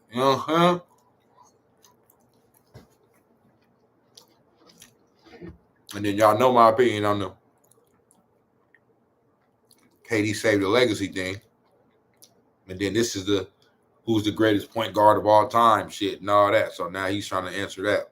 Dude, with this generation of play and the way he's won with it, keyword, the way he's won with it has been different than anybody else has ever tried to do it. I won a different way. As a point guard, I led my team, and I may be the only one who's done this as a point guard, where I've led my team in scoring and assists to back-to-back champions. And see, this is the reason why I feel how I feel when I'm saying that I think it's a little hating there. Because if you notice, he keep going back to what he did in his career. I'm the only point guard to such and such and such and such. So he's saying these things because he's trying to remind us, don't forget about me. Y'all talking about this nigga and saying all this shit, but guess what? He ain't even a real point guard like me. Yeah, he good. Yeah, he's great. You know what I'm saying? And I give him credit for that. But he didn't do this. He didn't do that. I'm the only point guard to such and such and such and such. So for me, that's why I'm saying it's coming off like hating. Because one thing you didn't do, Isaiah Thomas, is win 4 championships. So Steph gonna always have the edge now, man, just because he got more championships and he revolutionized the game, bro. Like, it's just not, you're not looked at as a player that has done what he's done. You know what I'm saying? Like I said, I got Isaiah in my top 15 all time. You know what I'm saying? I got him up there. But it's levels to this, brother. You know what I'm saying? Steph passed you up. It's all good. And give him credit. I don't think Magic led his team in scoring and assists in back-to-back championships. He may have led them in assists. He may have led them in scoring. I'm the only one who's done it in both categories. Now, when I look at Steph when he talks about the people that he's emulated. He talks about Reggie Miller. He talks about Ray Allen. He talks about, guys coming off catching and shooting. And he by far has taken it to another level. But when you talk about the point guard position, the way I was taught and the way I think of it, not today's point guard, but I would say that the Michigan State point guards, right? So Eric Snow had Allen Iverson, right? Allen Iverson is not the point guard. Eric Snow was the point guard. They never want to give Eric Snow the credit for being the point guard, but this. No, it's not that they didn't want to give Eric Snow the point guard. That's another thing. Can't nobody tell me nothing about Allen Iverson. At that time, Allen Iverson was my favorite player in the league. When I was 13, 14 years old, I know everything about Allen Iverson. I have posters on the wall. So can't nobody tell me nothing about Allen Iverson. I would agree that Allen Iverson didn't play, but dude, Allen Iverson was the point guard, though. He was the point guard. Like, you know what I'm saying? Now he was a hybrid. You know what I mean? Sometimes he would play shooting, but he was a shooting guard. He was more of a shooting guard. You know what I'm saying? But a lot of times he was listed as the point guard. It is what it is. You know what I'm saying? I understand what he's trying to say. But, man, listen, I respect Eric Snow. Eric Snow was that nigga. He was a dog. Man, Eric Snow ain't run shit. He didn't run a motherfucking thing, man. Allen Iverson ran that team. The fuck? Who ran the team? He's saying Eric Snow ran the team. For the Golden State Warriors, you're the point guard, and that's okay. Now, what Steph has been able to do something at his size that no other player has ever been able to do. So he really does have his kind of own category, just like I think I have my category. But if you want to say who's the best point guards between us, it all depends on what era you want to put us in. No, it don't. No, it don't. It don't depend on what era. It don't depend on what era at all. I can say who's better. Magic Johnson is the best because he got the most rings. Steph Curry is next because he got the next most rings as a point guard. You next because you got the next most rings out of that. You know what I'm saying? As far as that caliber, on that level. This level. They're better than you, brother. I think Magic Johnson, Oscar Robertson, because of their size, they always have an advantage over me. I can't forget Oscar Robertson. I forgot about Oscar Robertson.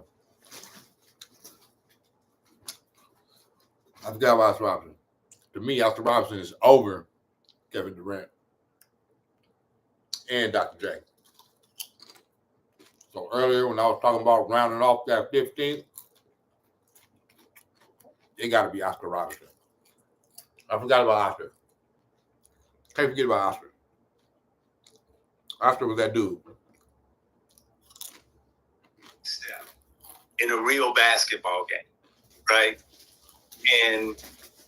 And Magic could score. He could run the show.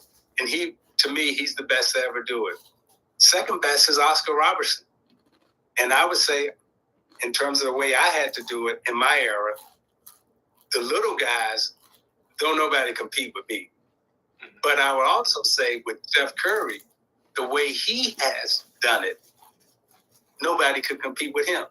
Allen Iverson was the closest small guy to come to doing it the way Steph is doing it, but he by far is in a different category. So point guard, shooting guard, whatever you want to call him, the assist number for the point guard is always what we were like, okay, can you do this? Right? That's what you were judged on. We weren't judged on how many points we scored. We were judged on how can you help your teammates score. I can appreciate that answer because I was going to sit here and argue with you about my point guard, but then you said he's in a whole different category and how he goes about things, so I can accept that. But I also do think, like when we were playing for Mark Jackson, Steph had the ball more. He led the team in assists and all of that. When Steve came in, it's not quite the offense. Like the offense is all, swing the basketball, move the ball to the next guy. Ultimately, I remember when Steve first was implementing his offense, we like, man, like you keep telling us to swing the ball. You keep telling Steph to pass the ball, then pin down. Like Steph's supposed to get these shots, man. And I remember Steve telling us, like, you guys are looking at me like I'm crazy because I keep telling this guy to swing it and Clay to swing it, and they should be pinning in too. He said, but I'll tell y'all, the shots are going to find the guys that they're supposed to find. I can promise you that. You just got to trust it. If you trust it, I promise you the shots will find the guys that they're supposed to find. And so I do think, like the way our offense run and me having the ball a lot and initiating some of the offense, I do think, that is also kind of a product of our system as well, where Steph isn't going to dominate the ball. He's not going to have the ball all the time, making play after play after play, because it's just not like if Steph did do that, Steve would lose his mind. Like Steve would go ape shit if Steph just sat there and like was trying to make every play. Like he just had we were playing the Knicks the other day, and I was trying to wave him up. Hell yeah, he would go ape shit because he looking at it like, man, that's not how we win. You can win some games, you ain't win the championship. So basically, what Draymond Green is telling him right now is he's finding a respectful way to tell him, I disagree with everything that you just said about my point guard. And the reason why you don't look at him as a traditional point guard is not because he can't do it. It's not the way our system is.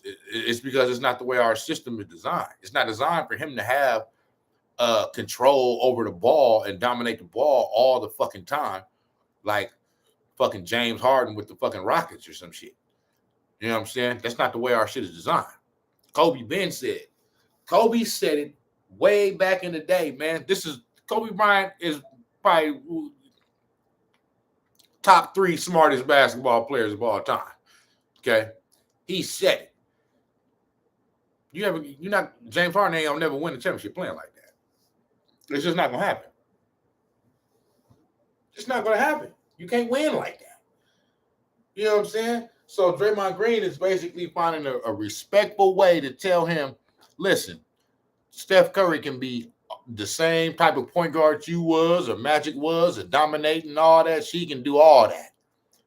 He's not asked to do that because that's not the way our system is designed. You know what I'm saying? So you can talk all that shit you want to, but it's because he's playing the way the coach wants him to play within the system, and it has worked.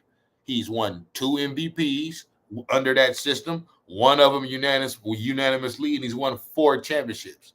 So, you know what I'm saying? Maybe if you would have had a system like that, you would have a few more championships. Now, I don't want to, I'm not, like I said, man, I got love for Isaiah Thomas. I don't want to sound like Stephen A. Because, Stephen A will say hella good shit about a nigga before he roast a nigga. So I don't want to, but I'm just saying, you know what I mean? I fuck with Isaiah Thomas. I just disagree with what he's saying right here because I think he's taking like undercover kind of shots at Steph Curry. That's just my opinion. You know what I'm saying? It's just because why else would you say this shit? You trying to get motherfuckers to, like I said, remember me? I'm one of the greatest point guards of all time too, not just him.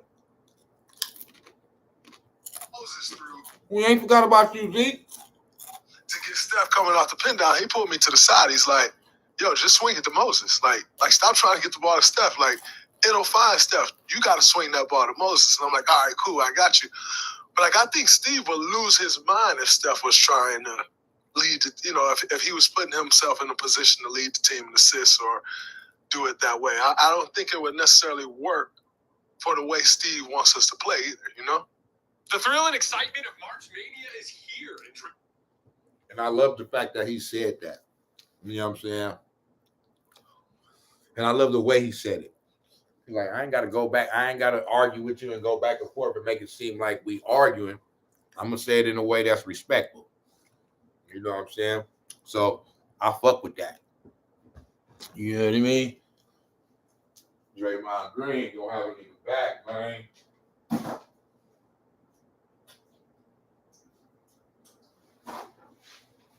But that's all it is, man. I just wanted to give my little take on that. You know what I'm saying? And let the people know what it is.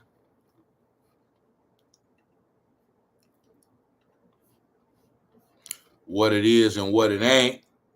You know what I mean?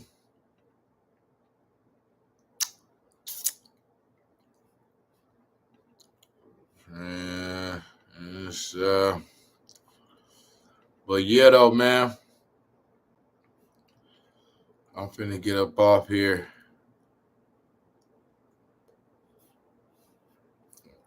I'm gonna try my hardest, man. I'll be trying to just get my little everyday life shit together, man. But I'm gonna try my hardest and not let it be a whole another week before I do another Snax on Sportz. Eventually, I'm gonna be more active on this motherfucker like every day. Every day, I'm gonna at least be doing at least one episode. You know what I'm saying? Eventually, that's what I'm going. That's gonna happen. And but I gotta work towards it, man. Because the nigga still gotta pay bills and all this shit, man. So